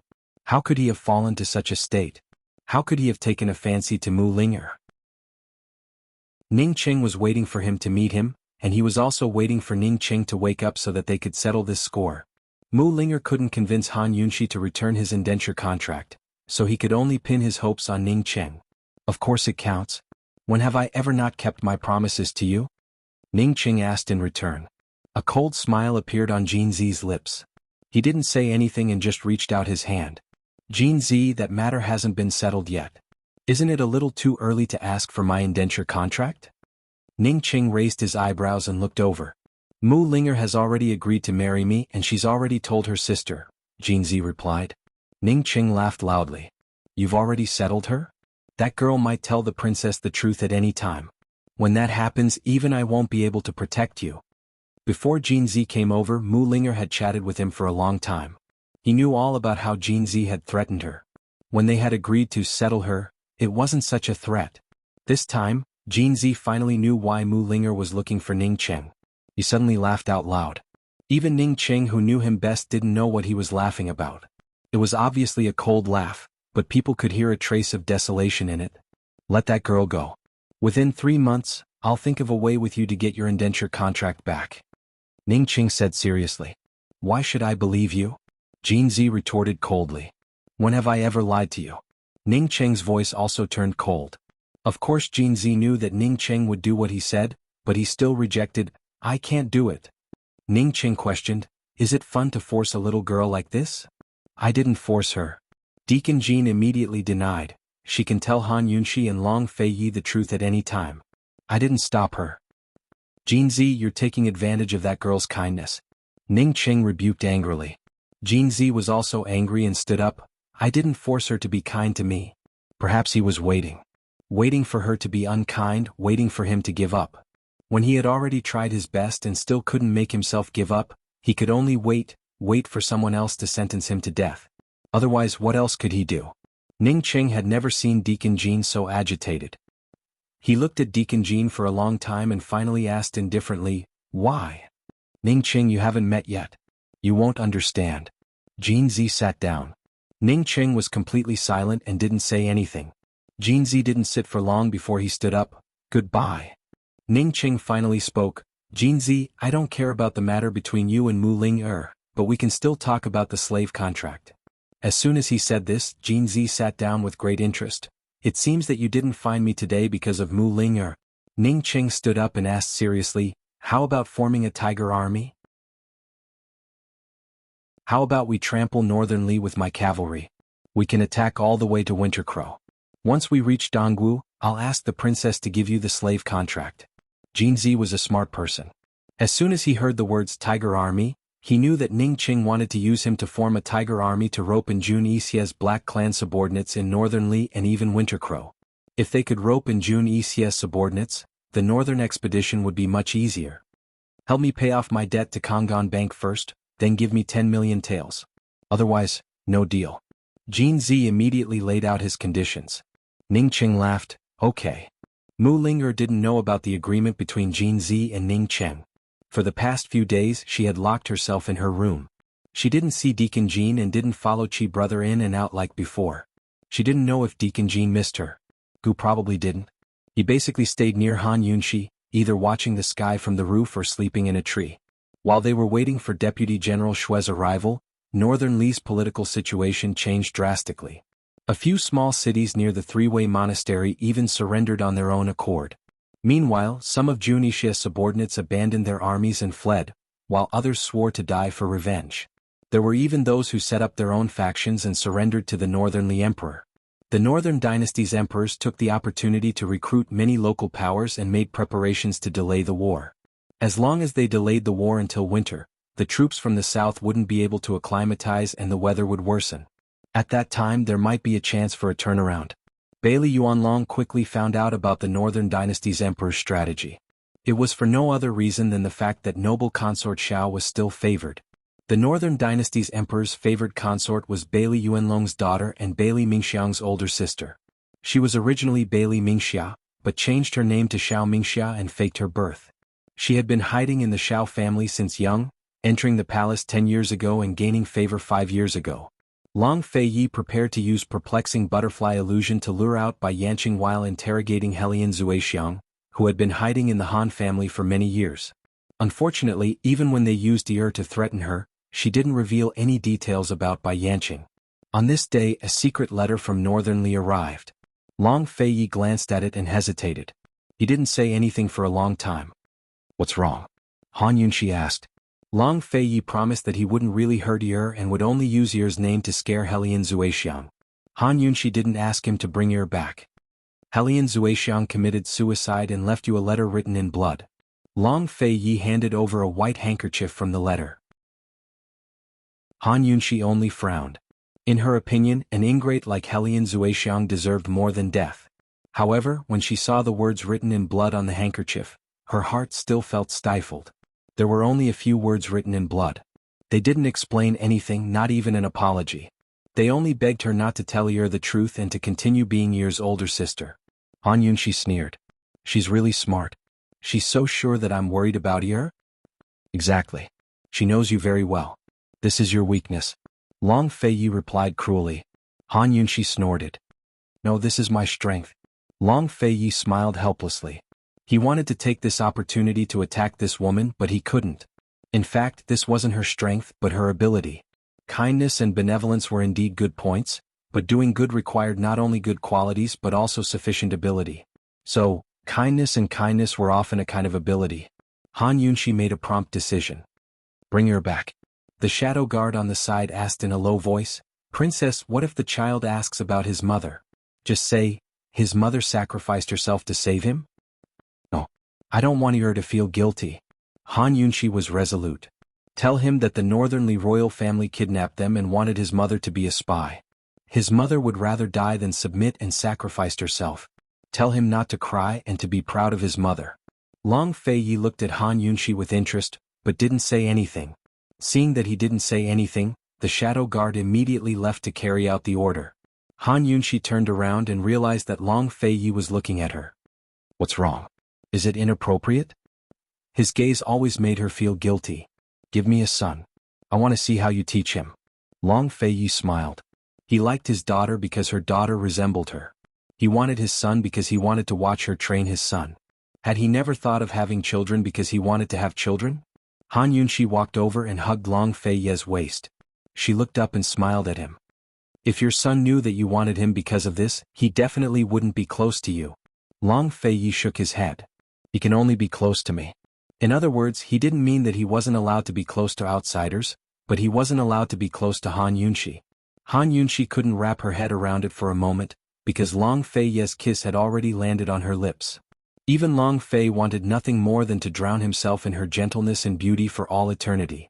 Unfortunately, just as he carried her to the bed, a servant reported at the door, "Your Highness Princess, Deputy General Xue has arrived and is requesting an audience." Deputy General Xue's speed was unexpectedly fast. Long Fei Yi pressed on Han Yunshi, his expression ugly. Han Yunshi couldn't help but laugh. She said meaningfully, "Your Highness, the bigger picture is more important." Long Fei Yi glared at her and didn't move, wishing everyone a happy Mid-Autumn festival in advance. August 15th was also Gu Beiyue's birthday. The official WeChat account of Genius Little Poison Consort will send out red packets this evening and tomorrow. Those who want to snatch red packets, please follow the official WeChat account. The account is Tainkaksia Dufei. Chapter 1096. Long Fei Yi glared at Han Yunshi and Han Yunshi just let him stare as she smiled. Meanwhile, the shadow guard was waiting outside the door. After a while, Long Fei Yi got up and Han Yunshi also got up. She slowly tidied up her clothes and hair and was about to look in the mirror to tidy up her face. Who knew that Long Fei Yi would say, "Bring him to see Ning Cheng. They haven't seen each other for so long, I'm sure they can chat for the whole night." Yes. The shadow guard obeyed the order and left. Although the shadow guard had left, Long Fei Yi's words were actually for Han Yunshi to hear. One night, Han Yunshi's mouth twitched. Just as she was about to get off the bed, Long Fei Yi leaned over again. He was very close as he said in a deep voice, "Beloved concubine, shall we continue? Deputy General Xue should have a lot to talk about with us. He and Ning Qing probably won't talk for the whole night." Han Yunshi said seriously. "On this prince's bed, you're only allowed to call me by my name." Long Fei Yi buried his head in her ear and warned coldly, "This is the last time." Han Yunshi looked at the ceiling and smiled bitterly. How could this guy say something like that? Long Fei Yi's kisses lingered on her neck. Gradually she couldn't think properly and her consciousness became a mess. Although it was the whole night, he only wanted her once. Compared to the past, it was indescribably gentle and considerate. She leaned against his bare chest and listened to his strong heartbeat. No matter if it was domineering, unyielding, or gentle and considerate, he was always as gentle as water to her after the deed. If she was still awake, he would definitely hug her and chat with her until she fell asleep. "Have you been tired recently?" he asked gently. She just realized that he was afraid that she would be tired. She was indeed tired. She had not stopped cultivating in the poison storage space. Moreover, she did not know if it was because she had been too busy recently, but the moment she rested, she felt a sense of fatigue like spring sleepiness. "A little," Han Yunshi said faintly. "Go to sleep. You don't have to worry about military matters." Long Fei Yi flipped over and pulled Han Yunshi into his embrace. His slender legs immediately crossed over and straddled her thighs. He was too tall. As long as he wanted to, he could hide her entire body in his embrace. Han Yunshi was quiet for a while. Seeing that Long Fei Yi didn't move, she thought that he was also asleep. Therefore she carefully reached out and caressed Long Fei Yi's well-defined chest. Long Fei Yi did not sleep at all. He looked down at the person in his arms who was up to mischief. Based on her understanding of him, she knew that even if he was asleep, he would definitely wake up when she moved like this. She knew that he was looking at her. Her hands did not stop moving. Very quickly, she lowered her head and kissed him lightly, lingering. "You've grown bold?" Finally he could not help but say. If this continued, only God knew what he would do. He could withstand all the temptations and threats in this world, but he could not withstand her gentleness. Even if it was just an action, even if it was just a sentence. She really did not dare to look at him. In a low voice she said, "Long Fei Yi, one more time, okay?" Although she was a little tired, although she was still a little afraid that he would not restrain himself, she had promised to work hard. She wanted to see him dote on his daughter. She also wanted to give birth to a son who was very much like him. No. Long Fei Yi rejected cruelly. She was about to look up when he said, "2 more times and we can talk about it." Talk about it? Han Yunxi completely surrendered. That night, one could only imagine. The next day when they met with Deputy General Xue, it was already close to noon. Ning Cheng and Deputy General Xue had indeed chatted for the entire night. They did not only talk about military matters, but also the conflicts between the D clan and the East Qin camp when Ning Cheng was not in the clan. Deputy General Xue had his own selfish motives, but it was not his personal selfishness, but rather the D clan's selfishness. Ning Cheng only listened and did not express any opinions. His attitude made Deputy General Xue unable to understand, so he did not dare to say anything. Deputy General Xue's artillery and 30,000 cavalry were stationed nearby. About 20 li away from here was Heavenly River City. This was the largest city in the western and southern part of northern Li. It was also Jun Yixie's base. After news of Jun Yixie's death spread, the great general stationed in Heavenly River City, Yuan Guang, immediately united the troops stationed in the western and northern fortresses of Heavenly River City to declare independence. This was the hardest bone to chew in the southern part of northern Li. If they could take it, it would be easy to take over the southern part of northern Li before winter arrived. Deputy General Xue had come to bring Ning Cheng back to the army while waiting for the East Qin army to arrive. His and Bailey Yuanlong's plan was to gather their strongest forces and end the battle as quickly as possible. They had to ensure that they could take over the southern part of northern Li before winter and continue north after that. Currently the initiative was in their hands. Even if the northern dynasty's emperors wanted to delay the war, they did not have the strength to do so. Ning Cheng approved of this strategy and looked forward to meeting Bailey Yuanlong one day. With Ning Cheng present, Deputy General Xue had no right to speak. Although he was very curious as to why the princess and her highness were not personally leading the battle to boost morale, he did not dare say too much. He retreated behind Ning Cheng and stood there. Han Yunxi gave Ning Cheng a bottle of antidote and told him a few things to take note of. The poison in Ning Cheng's body was no longer a problem. With most of the matters taken care of, Han Yunxi and the others did not delay and set out after lunch. Before leaving, Ning Cheng said, "Princess, this subordinate has a presumptuous request." Han Yunxi sat back down and Ning Cheng said seriously, "This subordinate wants to borrow Jin Zi." Han Yunxi did not need to ask. She already knew what Ning Cheng was planning. Ning Cheng understood Deacon Jean very well. She would be completely at ease if she handed Deacon Jean over to him. "He's already yours, so there's no need to borrow him," Han Yunxi replied. "Then this subordinate will be so bold as to ask the princess to return the indenture contract," Ning Cheng respectfully said. A complicated look flashed through Han Yunxi's eyes. She specially ordered someone to bring Jin Zi over. She took out the indenture contract in front of Jin Zi and handed it to Ning Cheng. She said to Jin Zi, "Hey, don't ask me for the indenture contract in the future." Jin Zi's face was cold and he did not answer her. Han Yunxi's gaze slowly moved and landed on Mu Ling. She said bluntly, "Ling, let's go." "Mu Ling, you're leaving?" Jin Zi subconsciously blurted out. The moment the words left his mouth, he regretted it. He had promised to give her a year's time. Since he had already said it and everyone had heard it, he might as well go all out and wait for Mu Ling to make a choice. Mu Ling did not expect Jin Zi to ask her this in public. Her first reaction was to look outside. Although she had not been with Chi brother these few days, she knew that Chi brother must be sitting on the roof. She looked outside and did not answer for a long time. Long Fei Yi whispered to Han Yunxi, "I'll wait for you in the carriage." As soon as he went out, Gu Beiyue followed him out silently.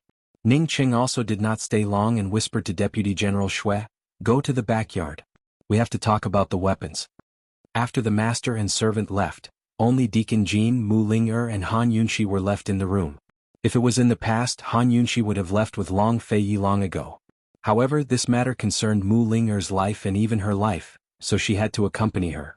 She did not say anything and waited quietly with Jin Zi. Although everyone had left, Mu Ling was still looking out the door. She knew that Chi Gij would still be sitting on the roof as long as her big sister didn't leave. She suddenly rushed out and stood in the courtyard and looked up. Sure enough, Chi brother was sitting on the roof with a piece of straw in his mouth and looking ahead. God knows what he was looking at, but Mu Ling knew that he must have heard everything in the room. Seeing her run out, Gu looked down and smiled. "Where's your sister? What are you waiting for? Come out." As soon as he finished speaking, Han Yunxi and Jin Zi both walked out. Gu immediately jumped down and said with a smile, "Poison girl, let's go." Chi brother must have thought that she would stay with Jin Zi, right? No matter how big the wound was, it was nothing compared to that sentence from the other day. Tiske, my silly girl has finally grown up and is no longer clingy to Chi brother. Mu Ling ran over and held Gu's arm. "Chi brother Ling will also go with you." Gu let her hold his arm and patted her head affectionately. He smiled and said, "You're willing to part with your lover now?" Mu Ling did not answer. She just smiled intimately at Gu and deliberately ignored Jin Zi completely. Jin Zi stood there motionlessly and kept looking at her. Mu Ling's attitude was so contradictory that Han Yunxi could not believe that she really liked Jin Zi. "Let's go." She left first. Gu was a heartless person. He only knew that everything would be fine after he made things clear to Mu Ling that night. It was better for this girl to follow him temporarily than to be cheated by Jin Zi, right? He let go of Mu Ling and chased after Han Yunxi, but he left behind a sentence. "Girl, let's go. Chi brother will take you to eat delicious food." Mu Ling never thought that Chi brother was bad. Even if Chi brother did a lot of bad things and cruel things, she would find all kinds of excuses for Chi brother. However, at this moment she felt that Chi brother was especially bad, very bad. However, she still felt a moment of happiness as if she was possessed. From beginning to end she did not look at Jin Zi and ran out with Gu. Such a cruel rejection was better than exposing his threat to her sister, wasn't it? She suddenly realized that she was smart. In a year's time, Chi brother would not marry her. Jin Zi might also have a change of heart. After all, a year was still so long. They had already gone far away. Jin Zi was still standing there, expressionless as he looked out of the courtyard. He was such a proud person. Even though he was a slave, his pride and backbone had never been broken. How could he fall in love with such a lowly woman? Because he could not get her? Would he wake up if he got her? A year was not long. Jin Zi murmured, "Mu Ling, wait until I get back the slave contract. I must make you fulfill your promise." Jin Zi did not know that once they left the manor. Before Gu let go, Mu Ling took the initiative to let go. It had to be said that this made Gu quite surprised. He smiled and said, "Little girl, what are you doing?" "Nothing. What kind of tasty food are you taking me to eat?" Mu Linger's smile was just like before, her large eyes sparkling. Along the way, Mu Linger was waiting for Han Yunxi to interrogate her. She was also prepared to say nothing. However, Han Yunxi did not ask her anything. This made her feel uncomfortable. When they arrived at Three-Way Black Market, Ning Cheng had already led the army to attack Sky River City. But on the third day after Ning Cheng attacked Sky River City, something that shocked everyone and even caused panic happened. Chapter 1097. On the third day after Ning Cheng besieged Heavenly River City, a traitor had actually appeared in the Ning family army. Deputy General Shui? As soon as she heard the news, Han Yunxi's first reaction was to think of the Deputy General. However, the situation was far more serious than they had imagined. "Princess, the traitor is a Deputy General surnamed Qin. He took over 10,000 cavalry with him and pledged allegiance to Yuan Guang, who guards Heavenly River City." The Shadow Guard reported honestly.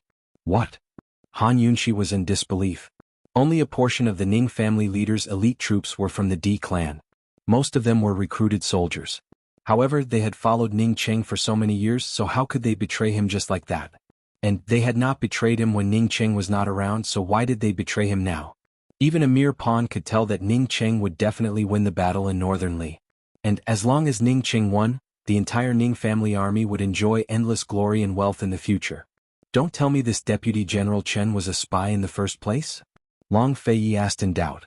Your Highness, Yuan Guang opened the city gates and led his troops out of the city. Right now, he and the 10,000 traitors are attacking the Ning family army in a pincer attack. Great General Ning might not necessarily be able to achieve victory in this first battle. The Shadow Guard reported. Whether or not Ning Cheng was undefeated was no longer important. What was important was that the Ning family army was in great danger under these circumstances, and if they lost the battle in Heavenly River City, the battle in the south of the northernly battlefield would definitely drag on until winter. Your Highness, if he's a spy, just what kind of divine spy is he? How can he remain so calm? Northmoon furrowed his brows in thought. In my opinion, the Northern Dynasty's emperors don't have that kind of heart. In that moment, a thought flashed through Long Fei Ye's head, but he rejected it very soon. He ordered coldly, "Tell Bailey Yuanlong to reinforce them.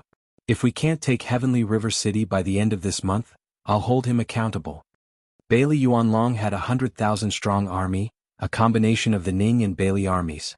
For the northern expedition, Ning Cheng was the main general, with Bailey Yuanlong as his deputy. Ning Cheng focused on attacking the strategic city of Heavenly River City in the south, while Bailey Yuanlong led the troops north. The army of 100,000 was still in Bailey Yuanlong's hands and had just passed through the three-way battlefield. 50,000 of them were heading west to reinforce Ning Cheng, 30,000 were heading north, and 20,000 were heading east to coordinate with the naval forces heading north. Even if some of the 30,000 cavalrymen of the Ning family turned traitor, as long as the reinforcements arrived in time, it would not affect the overall situation. Long Fei Yi and the others were shocked that the Ning family army could have a spy in their midst. What about the other armies? Not long after the Shadow Guard left, a familiar face rushed in. It was none other than Chu Shifeng. As soon as he recovered, he returned to the three-way black market with Bailey Mingxiang. At the same time, he brought back a piece of bad news. "When did you come back?" Han Yunshi was quite surprised. "Your Highness, Princess, this subordinate just arrived. Something's happened in Western Zhou. More than half of the Chu clan troops have turned traitor and colluded with two Western Zhou armies. 3 days ago they started fighting with Chu Tianyin at the borders." As soon as Chu Tianyin finished speaking, the Shadow Guard arrived with an urgent message. "Your Highness, an urgent message from the Chu clan." Long Fei Yi and Han Yunshi exchanged glances. Gu Beiyue finally stood up as well. Long Fei Yi opened the letter and saw that it was written by Chu Tianyin. It described exactly what Chu Shifeng had come to report. Chu Tianyin didn't have enough troops to fight back against the Western Zhou army and the traitors. He had retreated all the way to the border between Tianning and Western Zhou to ask for help, but Tianning's only troop stationed there had turned against him and joined forces with the Western Zhou army in a pincer attack. Chu Tiannin's letter read like this: "Your Highness, Princess, by the time you see this letter, my Chu clan troops will have been completely annihilated. This one will keep my promise and pledge my loyalty to the end. I hope your Highness will keep your word and protect my father and uncle from death. Both the Chu clan troops and Tianning's garrison troops have turned traitor. This one boldly asks your Highness and Princess to be on guard against the Tian and Mu family." The Mu family? Han Yunshi couldn't believe it. What did Chu Tianyin mean by this? Was he guessing that these traitors were all members of the Mu family? How was that possible? If General Mu's estate had such skills, then the Tianan wouldn't be the Tianan of today. There were spies in the Chu, Ning and Tianning's garrison troops stationed at the borders. Moreover, they were all high-ranking military officers who could command large numbers of troops. What kind of skill was this? It was enough to ascend to the heavens. This was equivalent to controlling the forces of both Eastern and Western Qin. Long Fei Yi was surprised for the first time in his life. How could Gu Beiyue not be surprised? Long Fei Yi slowly turned his head to see Gu Beiyue looking over as well. "The Li clan." Long Fei Yi muttered. "It's only them." Gu Beiyue was very certain. Besides the Li clan, there was no one else in the world who had such skills. The Li clan was skilled in the art of war. Unlike the Feng clan's Chimin Duanjia, their military formations were solid military tactics. As long as one was willing to learn, they would have a chance to succeed. Thus, the Li clan had many students. The Li clan didn't charge them tuition fees, but required them to sign a military pledge that if the Li clan was ever in trouble, they would do their best to help, regardless of their standpoint. Back in the days of the Great Qin Empire, the Li clan students were spread far and wide. They were distributed among the various military forces and held important positions. Thus, the Li clan had always been a power struggle between the two imperial clans of Eastern and Western Qin and the other 6 noble clans. Fortunately, the Li clan had always maintained a neutral stance, so the power balance within the Great Qin Empire was relatively balanced. Even when the Great Qin Empire fell into civil strife, the Li clan remained neutral. In the end, they even disbanded their armies. Otherwise, Cloud Realm continent wouldn't have had 3 countries to contend with. Of course, Both the imperial clan and the noble clans were wary of the Li clan while trying to win them over. Thus, many of eastern and western Qin's armies were in the hands of the imperial clan and the noble clans. After the Great Qin Empire was destroyed, the Li clan vanished without a trace. Naturally, everyone's guard was lowered. The more important reason was that the number of people in the royal family and the nobles was limited. The position of a general could only be obtained through recruitment and promotion. Faced with such a situation, they had no way to defend themselves even if they had the heart to do so. While everyone was still in shock, the shadow guard in charge of Tian'an's intelligence network arrived. Your Highness Princess Tian'an has sent a secret report. Long Qianma's been placed under house arrest, and General Mu has taken control of all Tian'an's military forces. He's preparing to launch a western expedition to the 3 central prefectures. This news cleared Long Feiyi and the rest of their suspicions. General Mu was a descendant of the Li clan. Looks like the Li clan and Bai clan have long been in cahoots, Long Feiyi said. He had never understood, and Chu Tian'an had never been able to find out, why the emperor of the Western Zhou dynasty had made such a public appearance during the 100 Poison Sect incident. Now, it seemed that the emperor of the Western Zhou dynasty did not want to make a big deal out of the 100 Poison Sect incident, but General Mu. A complicated look flickered past Han Yunqi's eyes before she asked, did Mu Qingwu fall into Bai Yanqing's hands? If the Li clan really wanted to stir up chaos in Cloud Realm continent and seize control of the continent, why would they wait until now? With the Li clan's military prowess, they could throw Cloud Realm continent into chaos at any time. Even if General Mu changed his mind and wanted to proclaim himself emperor, he wouldn't have waited until now. The best time for the Li clan to raise their troops would be when Jun Yixia was still alive. If that happened, the armies of eastern and western Qin would face the threat of northern Li and the rebel army at the same time. When Han Yunqi recalled Mu Qingwu's disappearance, she couldn't help but wonder if the Li clan had been threatened by Bai Yanqing. Princess, the young general wasn't kidnapped during the 100 Poison Sect incident, Gu Beiwei reminded her. No matter what ties the Mu family had with Bai Yanqing, Long Feiyi and the rest had no choice but to act now that the rebels were everywhere. Long Feiyi looked at Han Yunqi and said, we have to lead the troops ourselves. We can't let others take advantage of us. If they continued to head to the Poison Sect's forbidden grounds and left the fighting to their subordinates, they might even lose the south, much less the central regions. Ning Qing wouldn't be able to live without worries then. After all, if General Mu wanted to raise his troops, he must have more chips in his hands than they could see. Right now, Long Feiyi's most urgent task was to personally take control of Bailey Yuanlong's 100,000 soldiers. He had to reappoint all of the lieutenants and high-ranking officers to ensure that nothing happened to the army. If something happened to the army, they would be in deep trouble.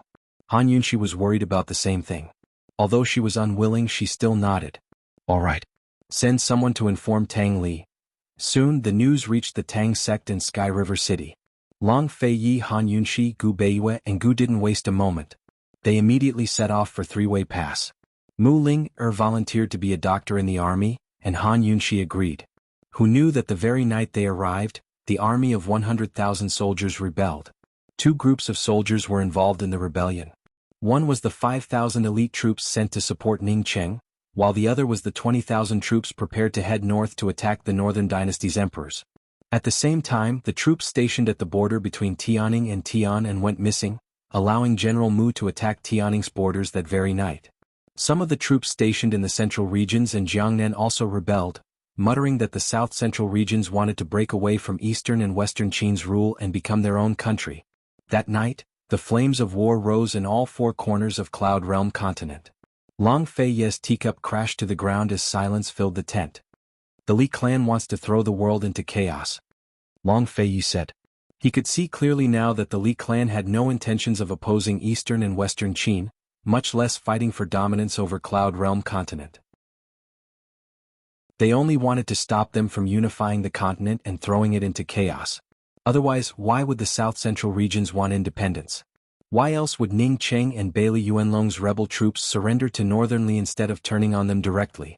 Gu Beiwei was currently looking at a map on the wall. He leaned over and pointed at it as he said, General Mu made a good move. Once the south-central regions fall into chaos, half of Cloud Realm continent will fall into chaos. Moreover, we won't be able to hand in grain this autumn. Our reserves are limited. Even if Tianning's east and west borders fall, Western Zhou and Tian'an's forces are limited. They won't be able to swallow up Tianning in a short period of time. Long Feiyi could see the clues as well. There were already rebel troops in the 100,000-strong army that had suffered losses. If they sent too few troops south, they'd lose too many men and be unable to end the battles in Northern Li quickly. If they sent too few men, they'd be unable to end the battles in Tianning. As a result, all of Cloud Realm continent would be embroiled in battles in the east, west, north and south. Heaven knows how long the chaos would last. This isn't the Li clan's intention but by Yanqing's. Han Yunshi said. Gu Beiwei said, Princess, Your Highness, we have no choice but to. Chapter 1098. We have no choice but to give up on Northern Li, Gu Beiwei concluded. Even if the Li clan had caused chaos in Cloud Realm continent, Long Feiyi and Han Yunshi wouldn't lose with their resources. As long as they were willing to give up on Northern Li for now and send their troops south to deal with the rebels and the Li clan, they would be able to quell the chaos. As for Northern Li, they could only leave Ningcheng here to maintain order so that Ningcheng could keep them safe for now. What if the southern armies of Northern Li make peace with the Northern Dynasty's emperors? Then won't we be attacked from two sides? Han Yunshi asked cautiously. There was no such thing as an eternal alliance or an eternal enemy in this world. There were only eternal interests. Perhaps this saying was too utilitarian, but it was very appropriate when it came to national interests. Perhaps the southern powers wouldn't make peace with the Northern Dynasty's emperors, but it was impossible to guarantee that the Northern Dynasty's emperors would make peace with them on their own accord. Han Yunshi's considerations were thorough, but Long Feiyi reassured her. They won't. Even if the Northern Dynasty's emperors have such intentions, noble Consort Xiao will be able to convince them. Since Long Feiyi was so certain, Han Yunshi stopped worrying. As long as the northern and southern sides of Northern Li didn't join forces, Ningcheng's troops and some reinforcements would be enough to stop the cavalry from heading south. Han Yunshi dearly hoped that Ningcheng could convince Jinzi to help. As long as Jinzi could subdue the Black Clan's old subordinates, they'd be more at ease. Long Feiyi stood with his hands behind his back as he stared at the map in silence. Then he issued his first order. Deploy 10,000 troops to guard the area. The rest will follow this crown prince to the south. Actually, everyone assumed that Long Feiyi wouldn't leave any troops for Ningcheng, but he really didn't use his position to avenge private wrongs. It took them a day to reorganize their forces. Long Feiyi stayed up all night to make new arrangements for the garrisons in the central and southern regions. Han Yunshi and Gu Beiwei both accompanied him in making plans. Han Yunshi assigned a group of female mercenaries from the City of Daughters to form a small elite force for them to dispatch in times of emergency. Gu was not interested in these things at all. He could not sleep either. He sat by the side and listened to their discussion. Finally, he threw out a sentence. He said, Poison lass, if worst comes to worst, we can form an army of poison corpses and kill our way to Tian'an.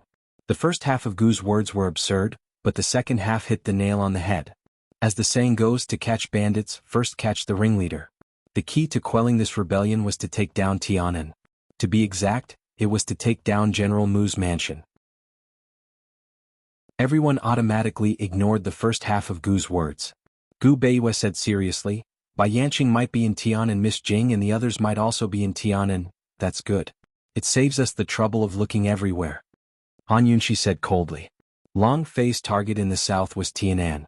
When Tian'an fell into civil strife, he had left in the middle of the night to officially start a war to regain their former glory. Unexpectedly, he was going to fight his way back in person.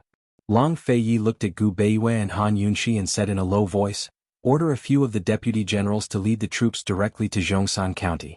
There are only 4 of us in Tian'an. We'll kill our way there. How about it? He didn't care who had Mu Qingguo. He wanted General Mu's life. Han Yunshi and Gu Beiwei were stunned. They were very surprised. Why didn't they think of this? Great. Gu laughed. Long Feiyi, I'll go with you. It's a good idea. We can pretend to transfer troops and mislead the enemy.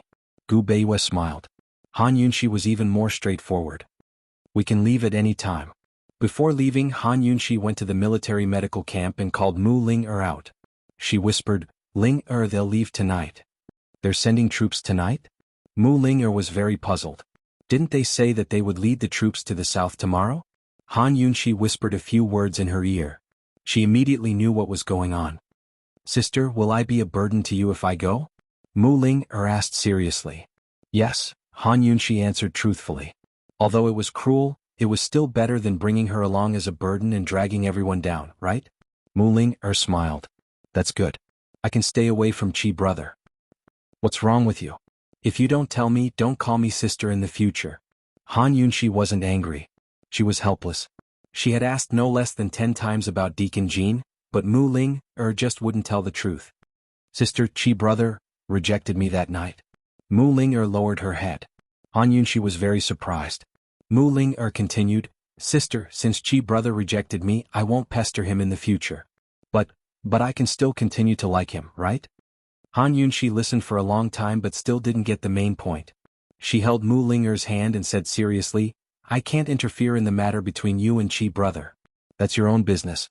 But you have to tell me what's going on between you and Jean Z. You want to marry him 1 minute, then leave the next? What? Did he threaten you? Did he scare you? No. Mu-Ling denied it. I just wanted to use him to anger Chi brother, and then that happened. Mu-Ling didn't dare to meet Han Yunshi's eyes.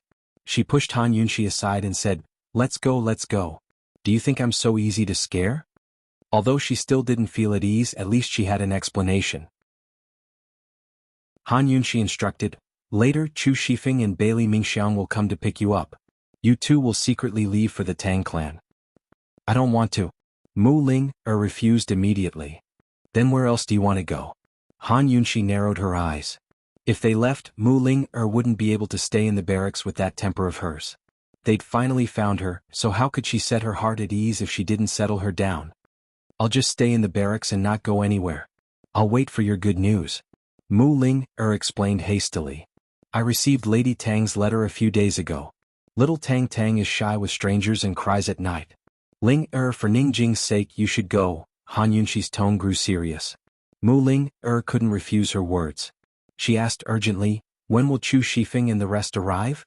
How long will it take to get to the Tang clan from here? Actually Mu-Ling had underestimated little Tang Tang. Perhaps it was because she'd experienced so many dangers since birth that she'd developed excellent adaptability. Little Tang Tang was living very well at the Tang clan.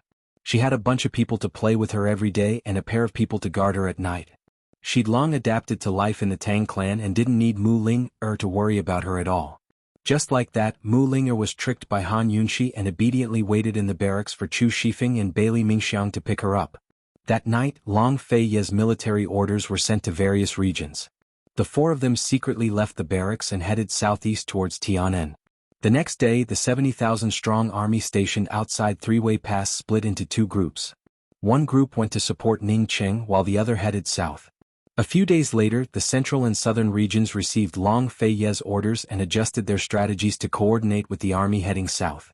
After passing through Three-Way Pass, only 15,000 soldiers remained within Tianning borders to join forces with Tianning's eastern and western garrisons to resist Western Zhou and Tiannan's invasion. The 50,000-strong army didn't stop at all, but headed straight for the central regions and Jiangnan. The central regions and Jiangnan were Cloud Realm Continent's wealthiest and most livable places. Naturally, they needed to be heavily guarded. At the same time, Han Yunshi suggested that the various prefectures in the central and southern regions form their own militia. Various financial groups contributed money and grain to resist the rebel army. This method worked because Long Fei Yi and Han Yunshi had left a good impression on the people of the central and southern regions during their disaster relief efforts. They were also respected by the people because of their status as members of the imperial clan. The Li clan had the hearts of the troops, while Long Fei Yi and Han Yunshi had the hearts of the people. How could a man with the hearts of the troops fight against a man with the hearts of the people? The army was the people too. The 50,000-strong army had just reached the central regions and hadn't even moved to Jiangnan when good news arrived.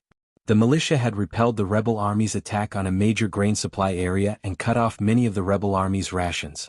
Tianning and the three central prefectures were in a more serious situation. Although the two armies hadn't officially clashed yet, experienced soldiers could tell that these two regions would be locked in a protracted war. This was something that Han Yunshi and Long Fei Yi didn't want to see. Unexpectedly, Ningcheng actually sent the 10,000 soldiers Long Fei Yi had sent south to reinforce Tianning. Nobody knew if the Long Fei Yi and Ningcheng's agreement to never lose a battle still counted in the face of such a situation. Whether it counted or not, Ningcheng wasn't an impulsive man. He'd only returned the 10,000 soldiers to Long Fei Yi because Jin Zi had formed a tiger army to prove his status as a direct descendant of the Black Clan. Moreover, he declared the Black Clan's loyalty to Western Qin's imperial clan. Jin Zi had dragged the Tiger Army around the battlefield so that all of northern Li's southern regions knew about it. Although not all of the Black Clan's old subordinates had surrendered, more than half of them had. By the time they received the news, Long Fei Yi and the rest had already been hiding in Tianan territory for several days. They had secretly directed the battles in Tianing, the central and southern regions, while keeping tabs on General Mu's estate, waiting for an opportunity to make a move. When Ning Cheng's news arrived, the four of them had their own ideas. TSK, this Jin Zi is incredible.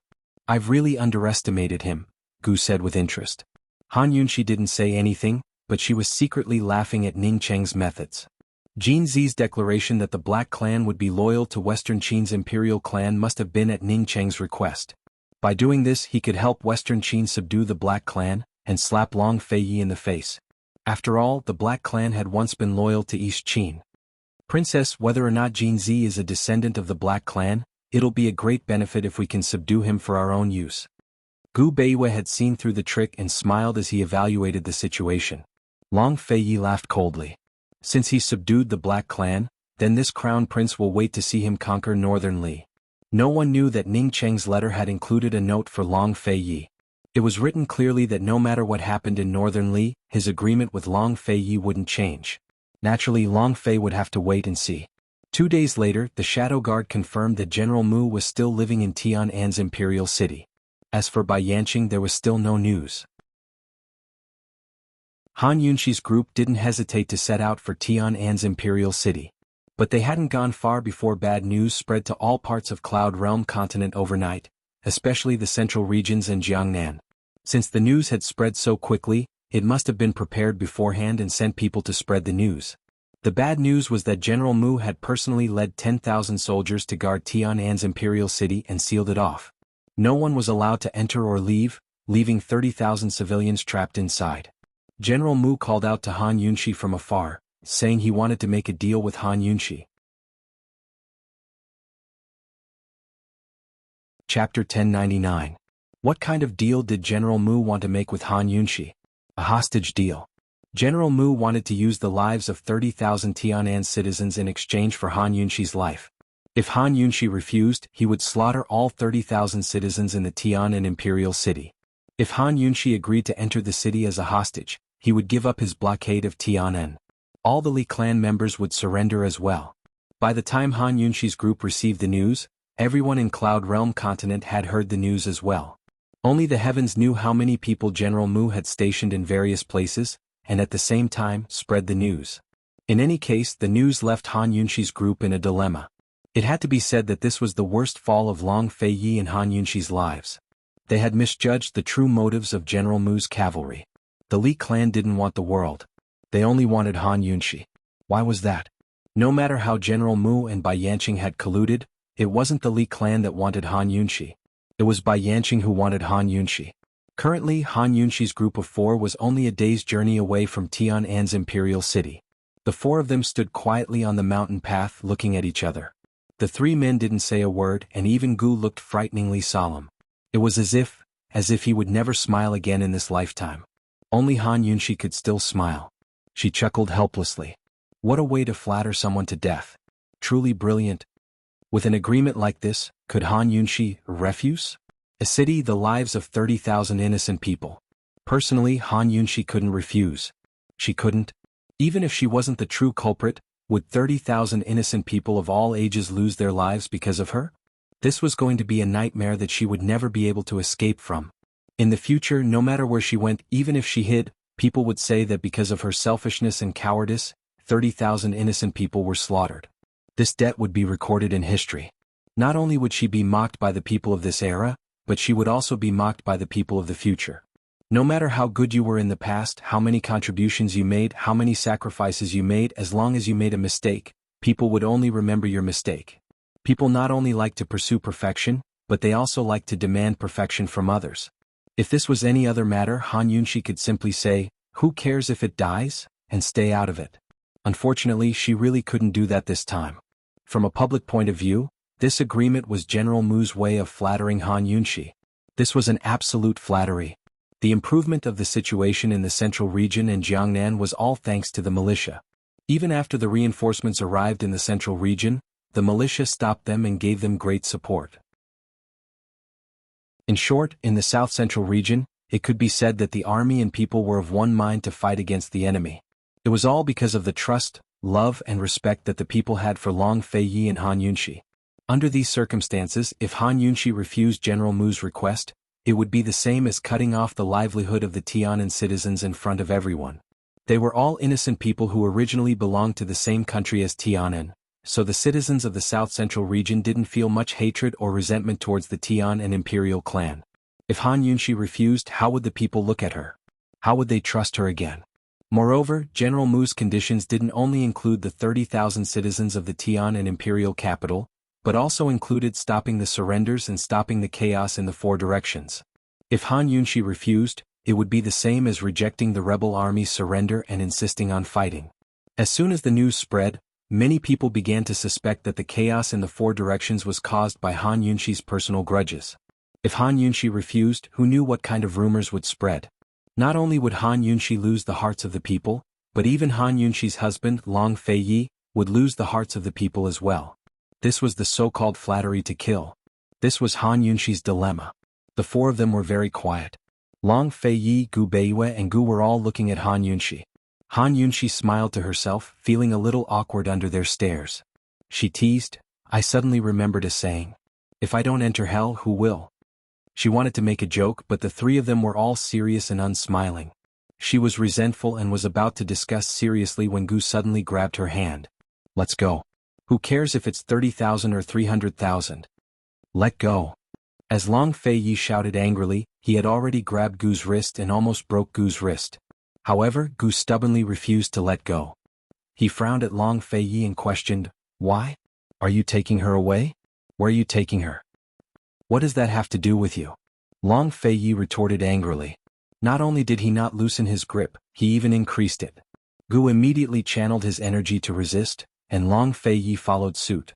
The two men were at loggerheads just like that. Gu grabbed Han Yunxi's hand tightly. If it wasn't for the fact that he was afraid of hurting Han Yunxi's wrist, Long Feiyi would have already crippled Gu's hand. The two men glared at each other angrily, neither of them willing to back down. There had been countless times when Gu had given in, regardless of whether he could win or not. But this time he didn't have the slightest intention of giving in. Suddenly his other hand stretched out, wanting to grab Han Yunxi's other hand. Long Feiyi's hand was quick and stopped him, squeezing Gu's wrist until it cracked. "Are you letting go or not?" The veins on Long Feiyi's forehead were popping out, his anger overflowing to the heavens. Only God knew if he was angry at Gu, angry at General Mu, or angry at himself.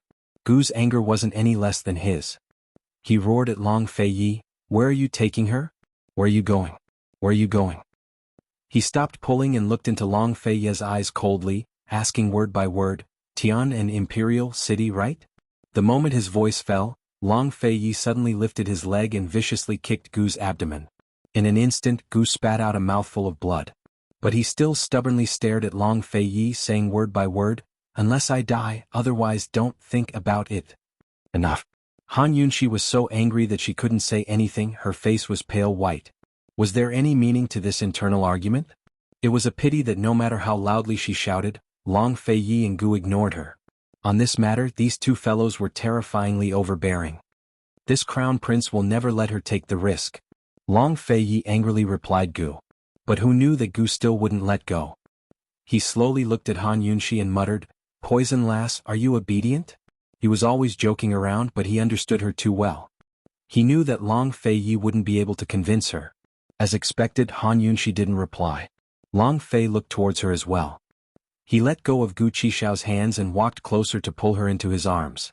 In a low voice he begged, "Be good and listen to me, all right?" "Listen to what? Where do you want me to go? You want me to be a coward? You want me to hide for the rest of my life?" Han Yunxi smiled faintly. "It's just being a hostage. I won't die. When the time comes, I might even be able to see Bai Yanqing. Then he'll come and save me." Long Feiyi and Gu didn't speak. Gu let go of her hand. Gu Beiyue stood at the side and watched from the start. He didn't move or speak, just watched silently. He was the calmest and the most rational. Han Yunxi looked at him and said seriously, Gu Beiwe, what do you think I should choose? Gu Beiwe didn't say anything for a long time. In the end he looked at the moon in the sky. It was the 15th day of the month. The moon was round, but it was a lone moon. Princess, this subordinate's responsibility is to ensure your safety. This subordinate is only responsible for accompanying you in life and death. This subordinate has no right to make a choice for the princess. His attitude was still respectful, but the helplessness in his eyes was enough to break anyone's heart. For the first time, Sir Northman's true emotions were written all over his eyes and face. He felt very terrible. Not only was Han Yunxi helpless against Long Fei Yi, but she was also helpless against Gu and Gu Beiwe. In the end, she said helplessly, "All right, let's look at the situation first before coming up with a plan. I'm not going to court death." With that, the three of them finally recovered some rationality. That night they camped out in the forest to the side. Along the way, Gu could always provoke the taciturn Long Fei Yi into arguing with him. Gu Beiwe was the quietest of them all. However, on this night even Gu was quiet. They lay on the grass, gazing at the moon in the sky. They were silent, immersed in each other's thoughts. Long Fei Yi and Han Yunxi interlocked their fingers very, very tightly. What would the situation be like tomorrow? Right now there was another person who was thinking about the moon. That was Ning Cheng, who was far away outside Heavenly River City. Heavenly River City was about to fall, but he was in no mood at all. He was hesitating. He was hesitating over whether he should leave the army and head south to see Han Yunxi. However, he couldn't find any reason to see her, much less the right to persuade her. He was a subject while she was a monarch. He never thought that there'd come a day when he'd place all his hopes on Long Fei, but this time he sincerely hoped that Long Fei could stop Han Yunxi. Why didn't the Li clan want Long Fei Yi, but Han Yunxi instead? Why did the rise and fall of the world have to be shouldered by a single woman? If he could do it all over again, he'd pay any price to destroy Tianan and kill Mu Yuanbo. Unfortunately, it was too late. The next day, all of the rebel army stopped fighting, but Tianan's General Mu's estate threw out 100 corpses from Tianan's imperial city to hasten Han Yunxi's reply. News of this spread throughout Cloud Realm continent as well. If yesterday everyone was denouncing the Li clan for their cruelty, today everyone's focus was on Han Yunxi. It was as if Han Yunxi was even more hateful than General Mu if she didn't agree.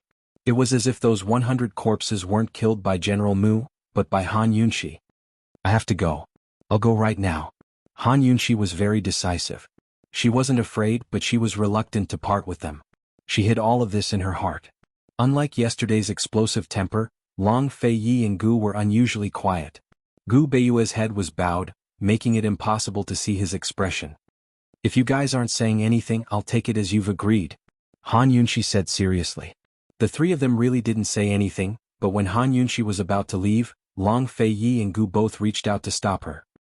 What should they do? Chapter 1100. What should they do in such a predicament?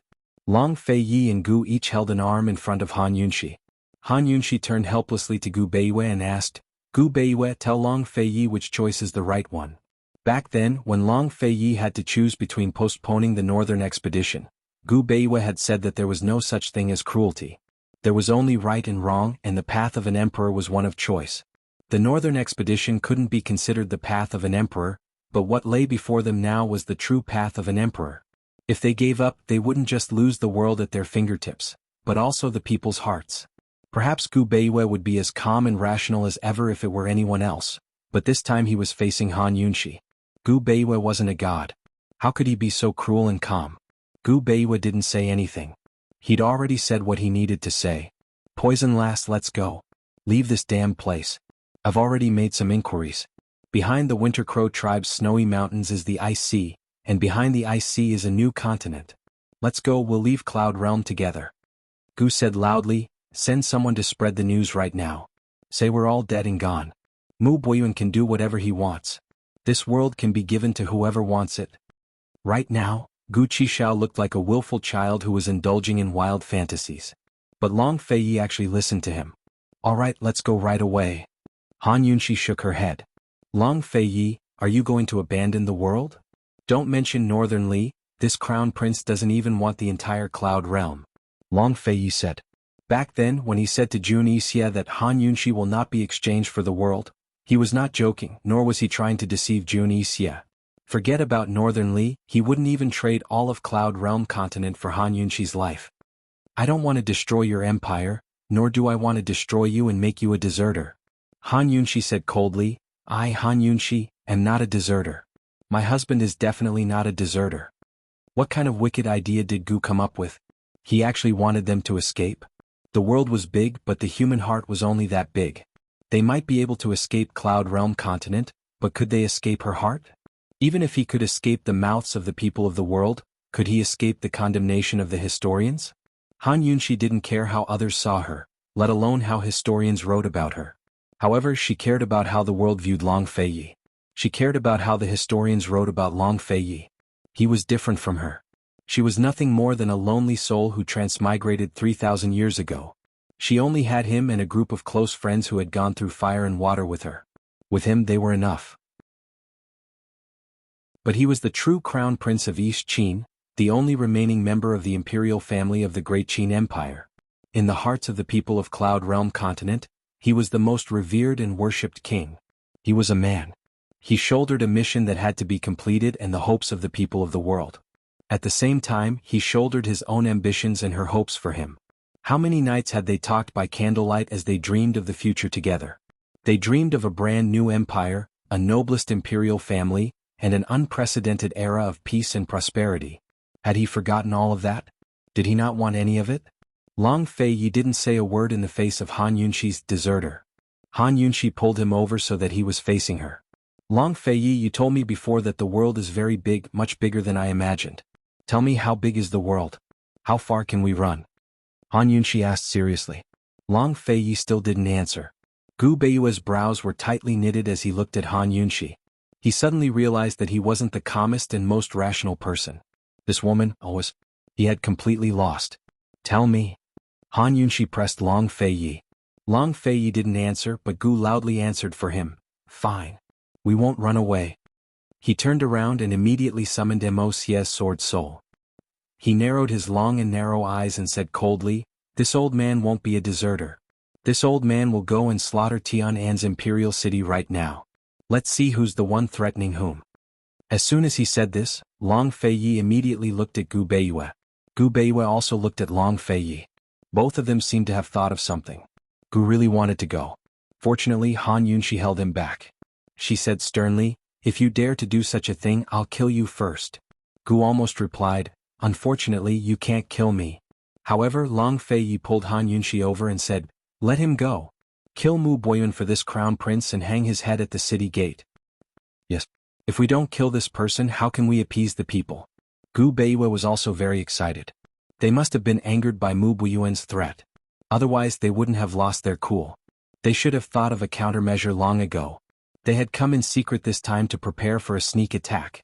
Fortunately, Gu's words just then had reminded the two of them.